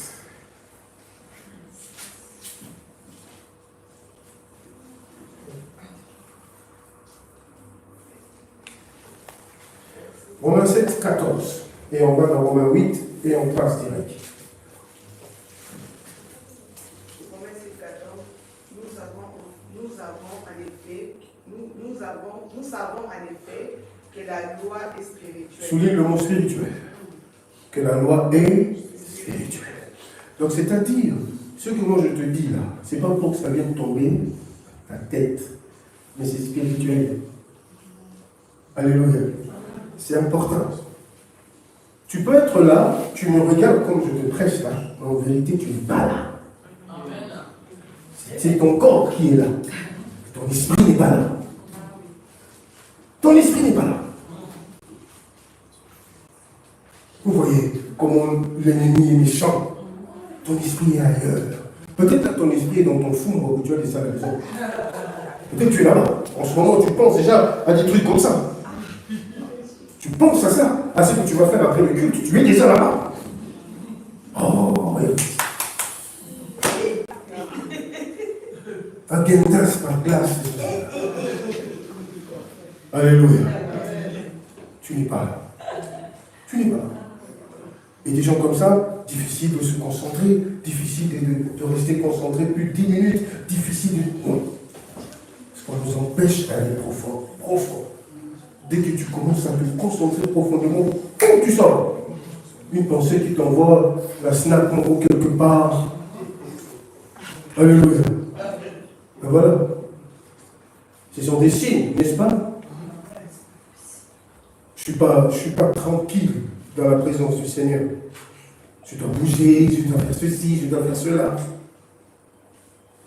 Oui, concentration, c'est important. Et à la maison, on nous empêche aussi de faire ça parce que tu as TikTok, tu as Facebook, tu as les théâtres, tu as tout. Chaque chose ensemble, en cela, je dis que regarder les aspects mauvais. Mais si ça bouffe tout ton emploi du temps, là, tu as des problèmes spirituels. Alléluia. Si TikTok te bouffe tout ton temps à regarder les petites vidéos, là, des polémiques, 19h, 20h. Non, tu as des problèmes. On t'empêche quelque part d'aller profondément dans une concentration. Tu dois me concentrer. Parce qu'on a compris que Dieu, l'intelligence, c'est dans nos esprits. Et tu réfléchis. Tu peux être un homme d'affaires, une femme d'affaires, que personne ne va t'égaler dans ta génération. Parce que tu prends ton temps de réfléchir. Tu as des idées. Mais si tu as des problèmes spirituels, continue la lecture. Nous savons en effet que la loi est spirituelle. Mais moi, je suis charnel, vendu au péché. Moi, je suis charnel, vendu au péché. Continue.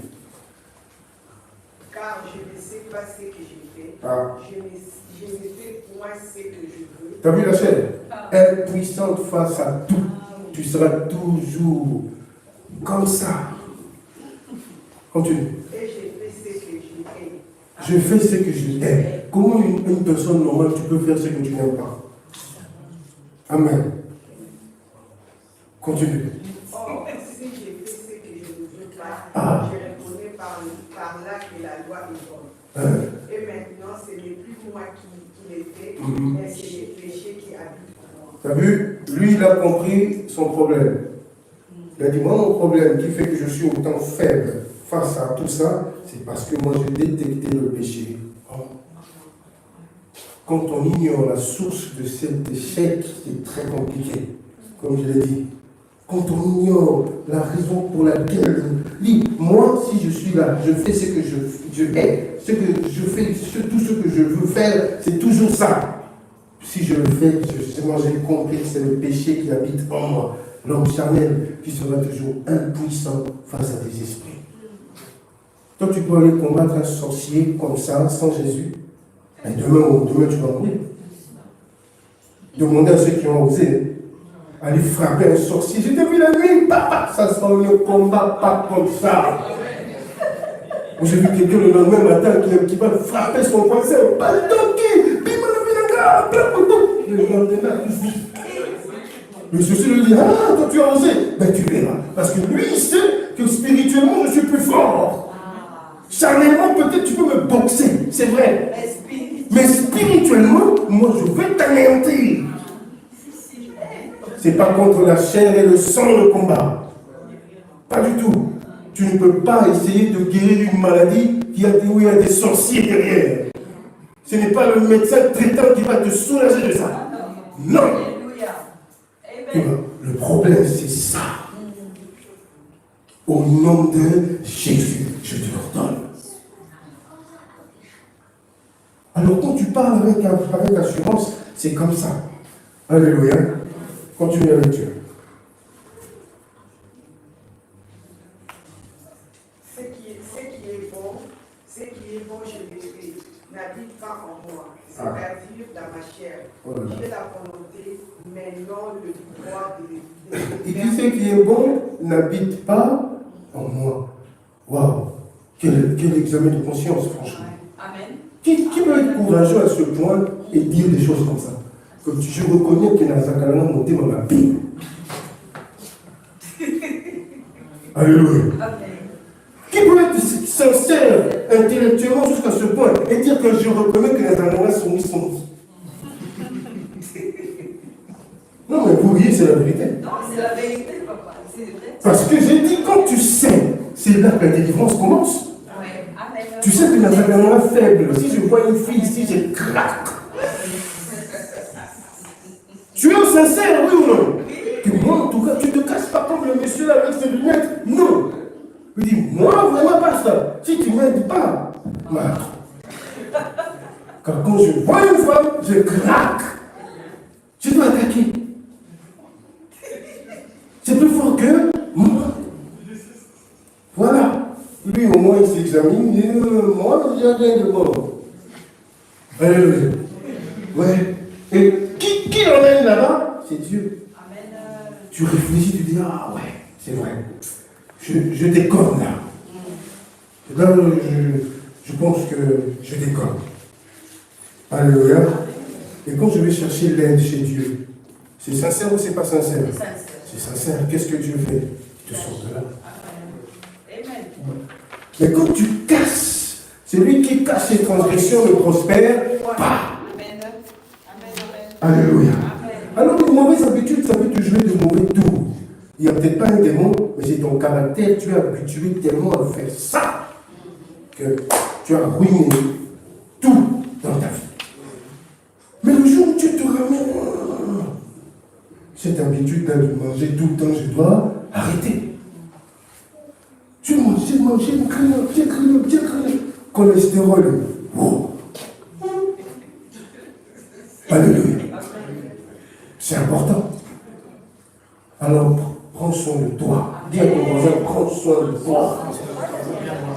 Tu sais que ce corps-là, ça ne t'appartient même pas. Alléluia. Est-ce que tu sais que ce corps-là ne t'appartient pas? Dieu t'a prêté ce corps. Tu sais ça? Tu vas rendre des comptes sur le corps qu'il t'a donné.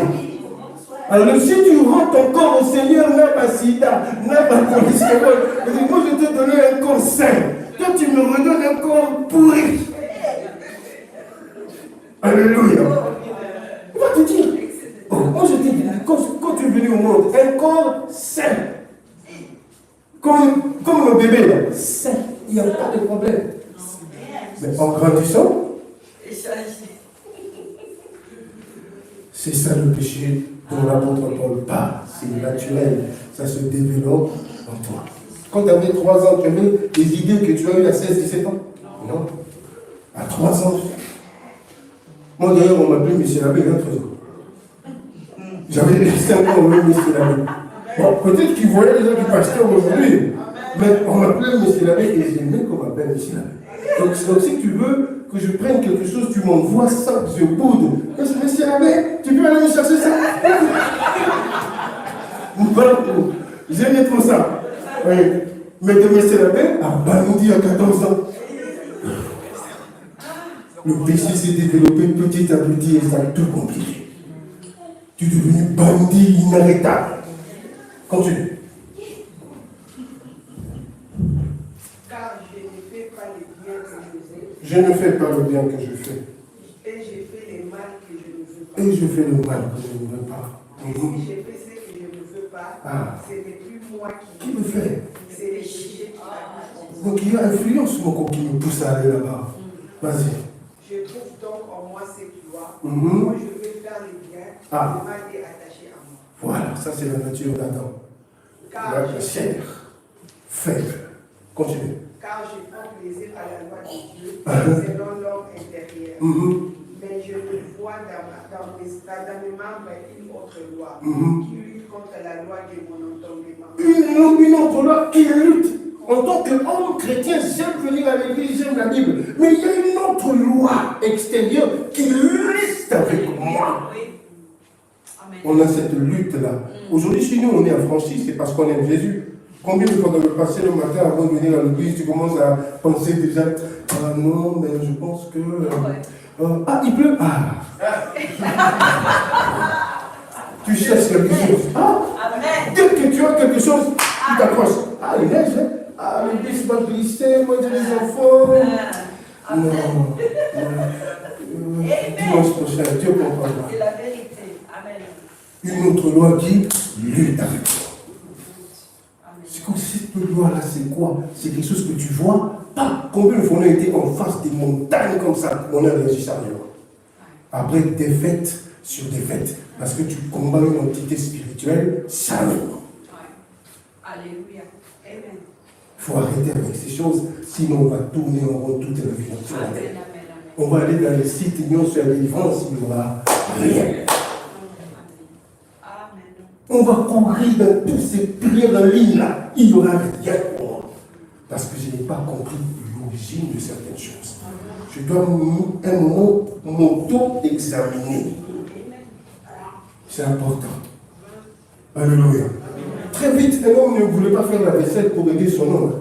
Il ne voulait pas toucher à tout. Puis, quand il arrivait, il prenait sa veste, il balançait dans le salon, les chaussures à la toilette, le pantalon à la cuisine.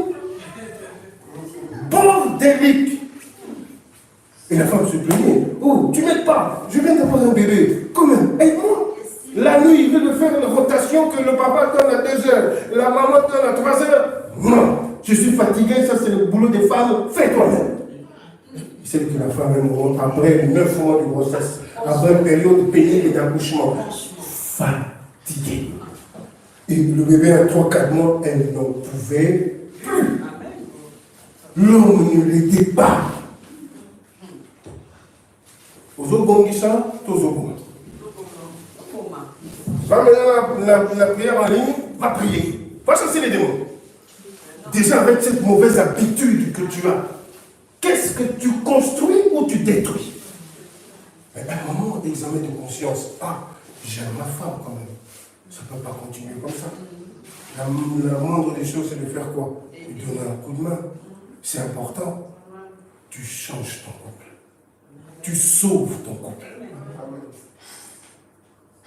Véritable signe, pour moi, d'une personne qui est réellement, qui t'aime réellement, c'est quand il est prêt à changer pour toi. Amen. S'il ne change jamais, il maintient le cap. Ce n'est pas quelqu'un qui est fait pour toi. Parce que l'amour va faire que j'ai peur de te perdre. Je n'ai pas d'autre choix que de changer. Tu me reposes ça, chérie, je ferai un effort, je vais changer. Ma pétition ou bien, au ligne quotidienne. Ma pétition dépense, au ligne quotidienne. Ma pétition. Après, tu vas aller chercher délivrance dans le site, il y a délivrance. De qui se moque-t-on? Tu ne sais pas gérer l'argent. De qui se moque-t-on? Oui? sais que c'est différent. Tu combats de toutes tes forces pour changer ça. C'est très important. Alors quand c'est le cas d'une famille, d'un foyer, ce sont des petits signes comme ça qui prouvent réellement que vous êtes faits l'un pour l'autre. Sinon, ne le pleure même pas, cela. Tu perds ton temps. Si tu veux l'enfer, continue de le pleurer. Il reviendra et tu vivras ton enfer. C'est que ce que Dieu t'a évité, là, vous vivrez en haut. Alors, on se tourne vers Dieu et on lui laisse faire le travail. Romains 8, on va sauter. Romains 8, lis à partir du premier verset et on va sauter. Romains 8, premier verset. Il n'y a donc maintenant aucune condamnation pour ceux qui sont en Jésus-Christ. En effet, la loi de l'esprit de vie en Christ, en Jésus-Christ, m'a affranchi de la loi du péché et de la mort. Là, cet homme-là qui se plaignait des blocages spirituels dans sa vie et qui ne trouvait pas de solution pour changer ça, il a compris le chemin pour changer. La loi de l'esprit de vie m'a affranchi. Il a compris que c'était Jésus-Christ m'a affranchi de la loi du péché. Finalement, il dit, il n'y a donc plus aucune condamnation pour ceux qui sont en Jésus. Autrement dit, on m'a condamné à vivre ça toute ma vie. C'est comme ça. Mais aujourd'hui, Jésus-Christ a brisé cette condamnation grâce à l'Esprit de Dieu qui m'a affranchi de la loi du péché. C'est important. Cette loi qui luttait en moi et qui me poussait toujours à être faible devant certaines choses dans ma vie. Vous voyez, c'est ça le chemin. Il montre déjà le chemin. Qu'est-ce qui se passe après? Vas-y. Car chose impossible à la loi, parce que la chair l'a rendue sans force. Sans force. Dieu a condamné les péchés dans la chair. Amen. En voyant, à cause du péché, son propre fils dans une chair semblable à celle du péché. Amen. Et c'est là, enfin, que la justice de la loi fut accomplie en nous, qui marchons non selon la chair, mais selon l'esprit. Ceux, en effet, qui vivent selon la chair, s'affectionnent aux choses de la chair. Tandis que ceux qui vivent selon l'esprit s'affectionnent aux choses de l'esprit. Et l'affection de la chair, c'est la mort. C'est la mort. Tandis que l'affection de l'esprit, c'est la vie et la paix. Amen. Car l'affection de la chair est une inimitié contre Dieu. Donc, c'est-à-dire ennemi. Alléluia. Ennemi. Comment veux-tu collaborer, que la collaboration fonctionne si tu vis dans la chair? C'est impossible. Inimitié contre Dieu. Ils ne peuvent jamais s'entendre. Parce que Dieu veut la droiture et la chair nous emmène dans ses bêtises. Vas-y. Parce qu'elle ne se soumet pas à la loi de Dieu. Il ne se soumet pas. La chair ne peut pas se soumettre. Et qu'elle ne le peut même pas. Même pas. C'est pas possible quelqu'un qui vit encore dans le monde que cette personne-là obéisse à Dieu. C'est impossible. Tu peux donner des conseils comme tu veux, il ne t'écoutera pas. C'est peut-être ton cas ici. Tu m'écoutes, certes, tu ris, tu souris, mais après, il y a cette loi qui vit encore en toi. Dès que tu sors d'ici, c'est ton téléphone premièrement. Non, il y a.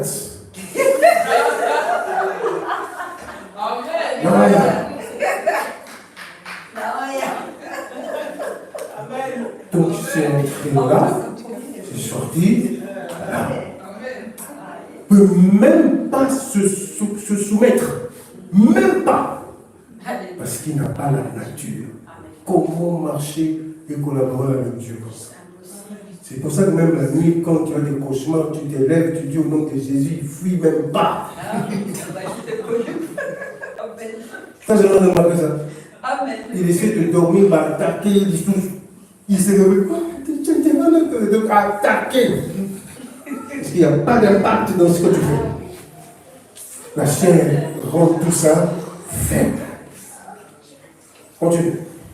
Or, ceux qui vivent selon la chair Ne serait clair à Dieu. Vous ne vivez pas selon la chair, mais selon l'esprit. Mais selon l'esprit. Si du moins l'esprit de Dieu habite en vous, si quelqu'un n'a pas l'esprit de Christ, il lui appartient pas. Bon, qui n'a pas l'esprit de Dieu ici? Sois sincère comme l'apôtre Paul. Lui, au moins, il était sincère, il n'y a rien de faux en moi. Qui n'a pas l'Esprit de Dieu ici? Donc, vous supposez que tout le monde a l'Esprit de Dieu. Alors pourquoi tu vis dans la chair encore? Alléluia. Celui qui n'a pas l'Esprit ne lui appartient pas. Ne l'oublie jamais. Continue. Et si Christ est en vous, le corps, il est prêt, est mort à cause du péché. Mais l'esprit est vie à cause de la justice. Voilà. Galates chapitre 5, on y va. Vite, vite, vite.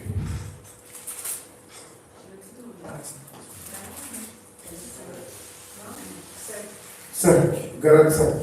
Lis le premier verset et on va sauter. Je vais m'arrêter là, je vais lire les versets. Galates 5, 1, c'est pour la liberté que Christ nous a franchis. Demeurez donc fermes et ne laissez pas mettre de nouveau sous le joug de la servitude. Ah, qui a compris? C'est pour la liberté que Jésus nous a affranchis. C'est important. Allez, on saute vite, vite. Gloire à Dieu. Le verset 16. Verset 16. J'ai dit donc, marchez selon l'esprit, vous ne comprendrez pas les désirs de la chair. Voilà. Continue. Car la chair a des désirs contraires à A des désirs contraires à ceux de l'esprit. Et l'esprit a des contraires à ceux de la chair. Ils sont opposés entre eux pour afin que vous ne fassiez point ce que vous voudriez. Ah, c'est bizarre ça. Qui est prisonnier de qui? C'est ça. Enfin, pour tout le monde, quand tu es en face de cette lutte, c'est compliqué de fois. Pour que personne ne fasse réellement ce qu'il veut. Deux voix intérieures, c'est compliqué de fois. Continue. Si vous êtes conduits par l'esprit, vous n'êtes point sous la loi. Amen. Or, les œuvres de la chair sont manifestes. Ce sont l'impudicité, l'impureté et la dissolution. L'idolâtrie, la magie, les inimitiés, les querelles, les jalousies, les animosités, les disputes, les divisions, les sectes, l'envie, l'ironie, l'excès des tables et les choses semblables. Ça c'est la vérité. Il a dit Amen. Pour les chrétiens, le péché, c'est toujours l'impudicité. Mais alors que derrière tout ça, des jaloux, se calomnier, tout ça, c'est partout. Donc, autrement dit, si Dieu est là, si l'Esprit de Dieu est là, tu ne peux pas développer ce genre de choses. Bien au contraire, cette personne-là n'existe plus, parce qu'il a été crucifié avec le Seigneur. Donc désormais, il a la force de dire non. C'est important. Continue.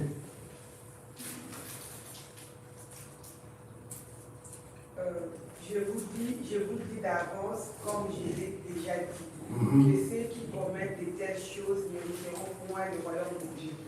Mais le fruit de l'esprit, c'est l'amour, la joie, la paix, la patience, la bonté, la bénignité, la fidélité, la douceur et la tempérance. La loi n'est pas contre ces choses. Ceux qui sont à Jésus-Christ ont crucifié la chair avec ses passions et ses désirs. Si nous vivons par l'esprit, marchons aussi selon l'esprit.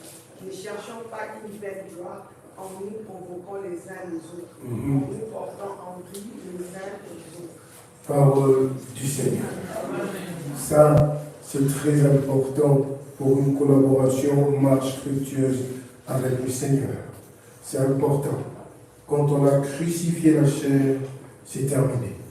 Ce n'est plus moi qui vis, mais c'est le Christ qui vit en moi. C'est-à-dire moi, avec mes désirs, moi, avec mes envies et ma passion, ça n'existe plus. Moi, si c'était moi, qu'est-ce qui allait se passer? Autrement dit, il y a certaines choses que je n'allais pas accepter. Parce que je regarde mon intérêt.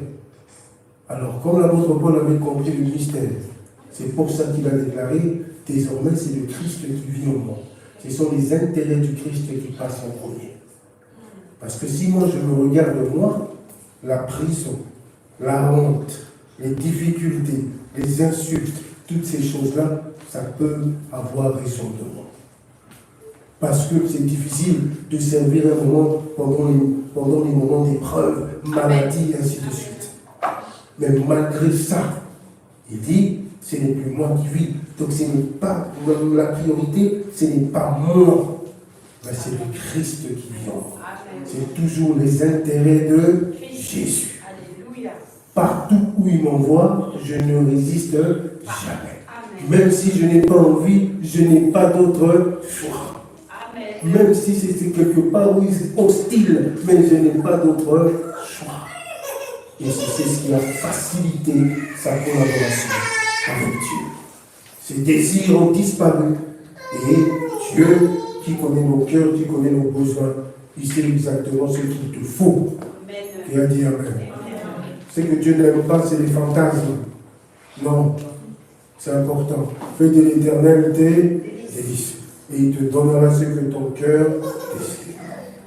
Alors la semaine prochaine, je vous donnerai 2 exemples de 2 serviteurs de Dieu qui ont pris des décisions charnelles et on verra qu'est-ce qui s'est passé dans leur ministère. Alléluia. Pour ne pas laisser cette entité-là prendre le dessus. Alors il faut crucifier le vieil homme qui a dit Amen. Le toi du passé ne doit plus jamais revenir. Ne laisse pas le toi du passé revenir. Surtout pas. Cette personne-là n'existe plus. Cette personne a été crucifiée avec Jésus, avec ses erreurs, avec ses bêtises, avec ses mauvais caractères. Tout ça, que cela ne revienne jamais dans ta vie. Aujourd'hui, tu es une nouvelle créature. Tout est devenu nouveau dans ta vie. Alors, il faut vivre cette vie pleinement. Ta véritable vie en Jésus-Christ. C'est très important.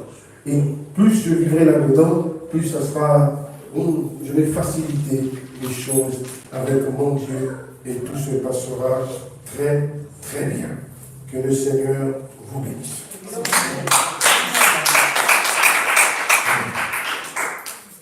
Alors, après cette période, j'ai dit qu'une période de jeûne allait arriver très vite. On va prier, les esprits en prison, tout ça. Le thème est tellement vaste. Je n'ai pas encore attaqué le côté spirituel. Là, c'est plus le côté charnel pour démontrer combien c'est l'inconvénient d'un chrétien de vivre charnellement. Ça ne l'arrange rien absolument. Alors, on verra l'esprit, l'origine, tout ça. Ça va vraiment nous aider à comprendre beaucoup de choses. Et on va prier pour libérer les esprits. Et à dire Amen. Ceux qui sont limités, ceux qui sont bloqués, tout ça. Déjà, pendant nos séances d'intercession, on s'est déjà attaqué à cette montagne pour renverser, briser les chaînes de toute personne qui est encore limitée, enchaînée spirituellement. Toutes ces personnes qui sont atteintes par un certain nombre de choses. Ramener les captifs, ramener ceux qui sont perdus, c'est important. Et que le Seigneur, notre Dieu, fasse sa volonté dans leur vie. Amen. Alléluia. C'est important. Gloire à Dieu. Merci Seigneur, que cet enseignement trouve une bonne terre dans ta vie. Au nom de Jésus, que Satan ne vienne pas te voler ça, pour que la vie normale continue. Que cet enseignement produise des bons fruits dans ton cœur, au nom de Jésus. Que te donne matière à réflexion. Gloire à Dieu. Que le Seigneur t'emmène là où il veut. Au nom de Jésus. Et ma prière est que ce qui s'est passé avec l'apôtre Paul, que le Seigneur t'emmène là-bas aussi au nom de Jésus, pour que tu puisses examiner ta vie, pour que tu puisses examiner ton cœur. Et ce qui a changé, demande à Dieu de t'aider à changer ça. Ce qu'il faut absolument délaisser, demande à ton Dieu, donne-moi la force d'abandonner tout ça. Ceux qui se retrouvent dans un environnement qui ne leur appartient pas, demande à Dieu de te faire sortir de là, au nom de Jésus. Ceux qui sont dans un endroit très, très bizarre, ténèbres, prison, demande à Dieu, Seigneur, je sens que mon âme a besoin d'une délivrance. Délivre-moi au nom puissant de Jésus-Christ. C'est un enseignement puissant. Que cela se produise dans ta vie, dans ta propre vie, toi qui m'as écouté, pour que tu puisses réellement changer de vie et suivre le chemin de Dieu et la destinée qu'il a placée devant toi. Sinon, avec la chair, tu ne vas jamais atteindre cette destinée, car Satan va t'aider à tourner en rond. Et c'est très important de changer un certain nombre de choses. Que le Saint-Esprit t'emmène là-bas dans ta conscience pour que tu ailles réfléchir d'abord sur ta propre vie. Comme dirait le Seigneur, avant d'enlever la paille dans l'œil de l'autre, regarde d'abord la poutre qui est dans le tien. C'est très important de réfléchir comme ça et de méditer d'abord sur sa propre vie et après comprendre l'origine de certains échecs et changer s'il faut changer, encourager s'il faut encourager. Au nom puissant de Jésus-Christ, il est écrit dans la parole de Dieu, le Saint-Esprit, alléluia, vous rappellera toutes choses. Que le Saint-Esprit fasse ce ministère-là dans ton cœur. Il est écrit, il vous enseignera. Que le Saint-Esprit t'enseigne au nom de Jésus ta propre vie, ta propre vie. Il est écrit, il vous conduira dans toute la vérité. Que le Saint-Esprit conduise ta vie, qu'il te prenne par la main au nom puissant de Jésus et t'emmène dans sa direction et t'emmène dans ta destinée. Au nom puissant de Jésus, survoler les obstacles, les montagnes spirituelles qu'il y a en face de nous. Au nom puissant de Jésus-Christ. Seigneur, ouvre les portes pour que, Père éternel, que tes enfants, comme il est écrit dans Ézéchiel 37, vous sortirez de vos sépulcres, ô mon peuple. Je crois, Seigneur, que cette vallée, ce cimetière, on a vu une armée vivante au nom puissant de Jésus. Je crois, Seigneur, que la mort spirituelle n'a pas d'impact dans nos vies au nom de Jésus. Que la vie de Dieu coule en ces lieux pour que tous tes serviteurs et tes servantes que tu as bénis, que tu as choisis, puissent réellement porter des fruits et travailler et faire la différence dans leur ministère. Bénis les foyers, bénis, Seigneur, les familles, bénis les enfants, bénis leur vie au nom de Jésus. Par ton sang précieux, protège tes enfants au nom de Jésus de tout ce qui se passe dans ce monde dangereux. Bénis et protège tes enfants de toute cette force satanique spirituellement qui voudrait absolument imposer, alléluia, tout à tes enfants. Au nom de Jésus, merci Seigneur, parce qu'aujourd'hui, je crois Seigneur que beaucoup seront libérés et pourront prier dans la liberté, et pourront prier, chanter, te célébrer, Père, dans la liberté des enfants de Dieu. Seigneur, bénis cette semaine les travailleurs, les étudiants, au nom puissant de Jésus, les hommes et les femmes d'affaires, les projets, au nom de Jésus. Que Dieu veille sur toi, qu'il veille sur ta santé, qu'il soit ton bouclier contre les flèches enflammées de l'ennemi, au nom de Jésus. Que la paix qui surpasse toutes choses pénètre et demeure dans ton cœur.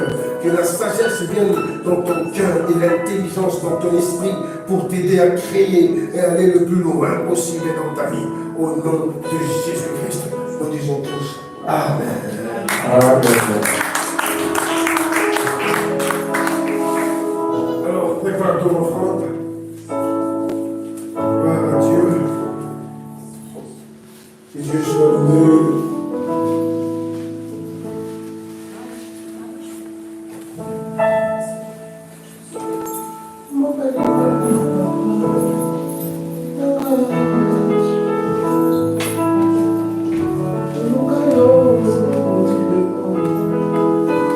Alors, qui a été béni aujourd'hui?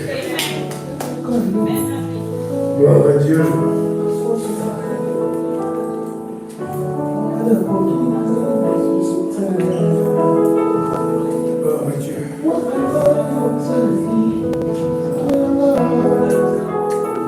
Gloire à Dieu. Gloire à Dieu.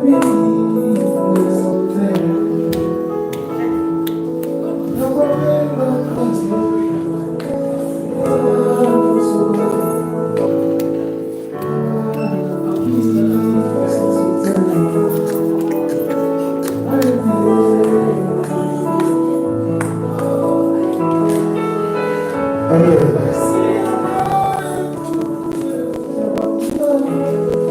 Gloire à Dieu. Alors, bien-aimés dans le Seigneur, comme d'habitude, à vous revoir mardi pour prier ensemble et intercéder. C'est important. Ce qu'on fait en ce moment, c'est très important. Alors, écoutez-moi, c'est quelque chose qui me tient vraiment à cœur. Alléluia. Je pense que quand on dit on a la possibilité de faire certaines choses en Jésus-Christ, c'est très important. Alléluia. Surtout en ce qui concerne la jeunesse, nous avons la lourde responsabilité d'éduquer, d'encadrer et de bien faire les choses avec cette jeunesse. Comme je l'ai toujours dit il y a des années, que pour s'amuser, on n'est pas obligé de brûler et de faire n'importe quoi. En Jésus-Christ, on sait aussi s'amuser. Alléluia. Alors, le 29 juillet de cette année, on commence déjà très tôt pour vraiment avoir le temps de bien organiser cela. Alléluia. Donc le 29 juillet, on a organisé une journée avec les jeunes, les enfants de l'église, gloire à Dieu. Et cette journée se passera à Walibi, qui a dit Amen. Alors, c'est pour ça qu'on commence déjà maintenant, pour laisser le temps à tout le monde de bien faire les choses. Comme ça, avec nos jeunes, avec nos enfants, on va aller s'amuser. On va passer un temps là-bas. Gloire à Dieu. La sœur Bénédicte et la sœur Priscilla sont devant. Ils ont pris la tête de ce projet pour qu'on puisse organiser une journée magnifique et formidable. Alors, pour ceux qui sont intéressés, ça serait une bonne chose que les enfants s'amusent, vu que c'est les vacances. Pour ceux qui n'auront surtout pas l'occasion d'aller en Espagne, ainsi de suite, tout le monde n'a pas d'argent, n'est-ce pas? Alors l'église est une famille et on va organiser ça. C'est très important. Alors il y a des fiches d'inscription pour ceux qui veulent participer avec nous dans ce projet. Il y a des fiches d'inscription où il y aura plus de détails, Mère Bénédicte et Priscilla, qui vous donneront cette fiche, comme ça personne n'oublie, et vous allez vous mettre d'accord jusqu'à ce que chacun va réussir à finir son acompte. Donc c'est le 29 juillet. On a largement le temps. On va louer un certain nombre de choses pour passer vraiment une journée formidable. Donc ça c'est pour les jeunes. On va faire plaisir aux jeunes. Alléluia. Donc trouvez la sœur Priscilla à la fin qui va vous donner plus d'infos. Et on va organiser ça tous ensemble. Alléluia. Voilà. Que la main du Seigneur soit sur toi. Au nom de Jésus. À partir de l'aujourd'hui. Amen.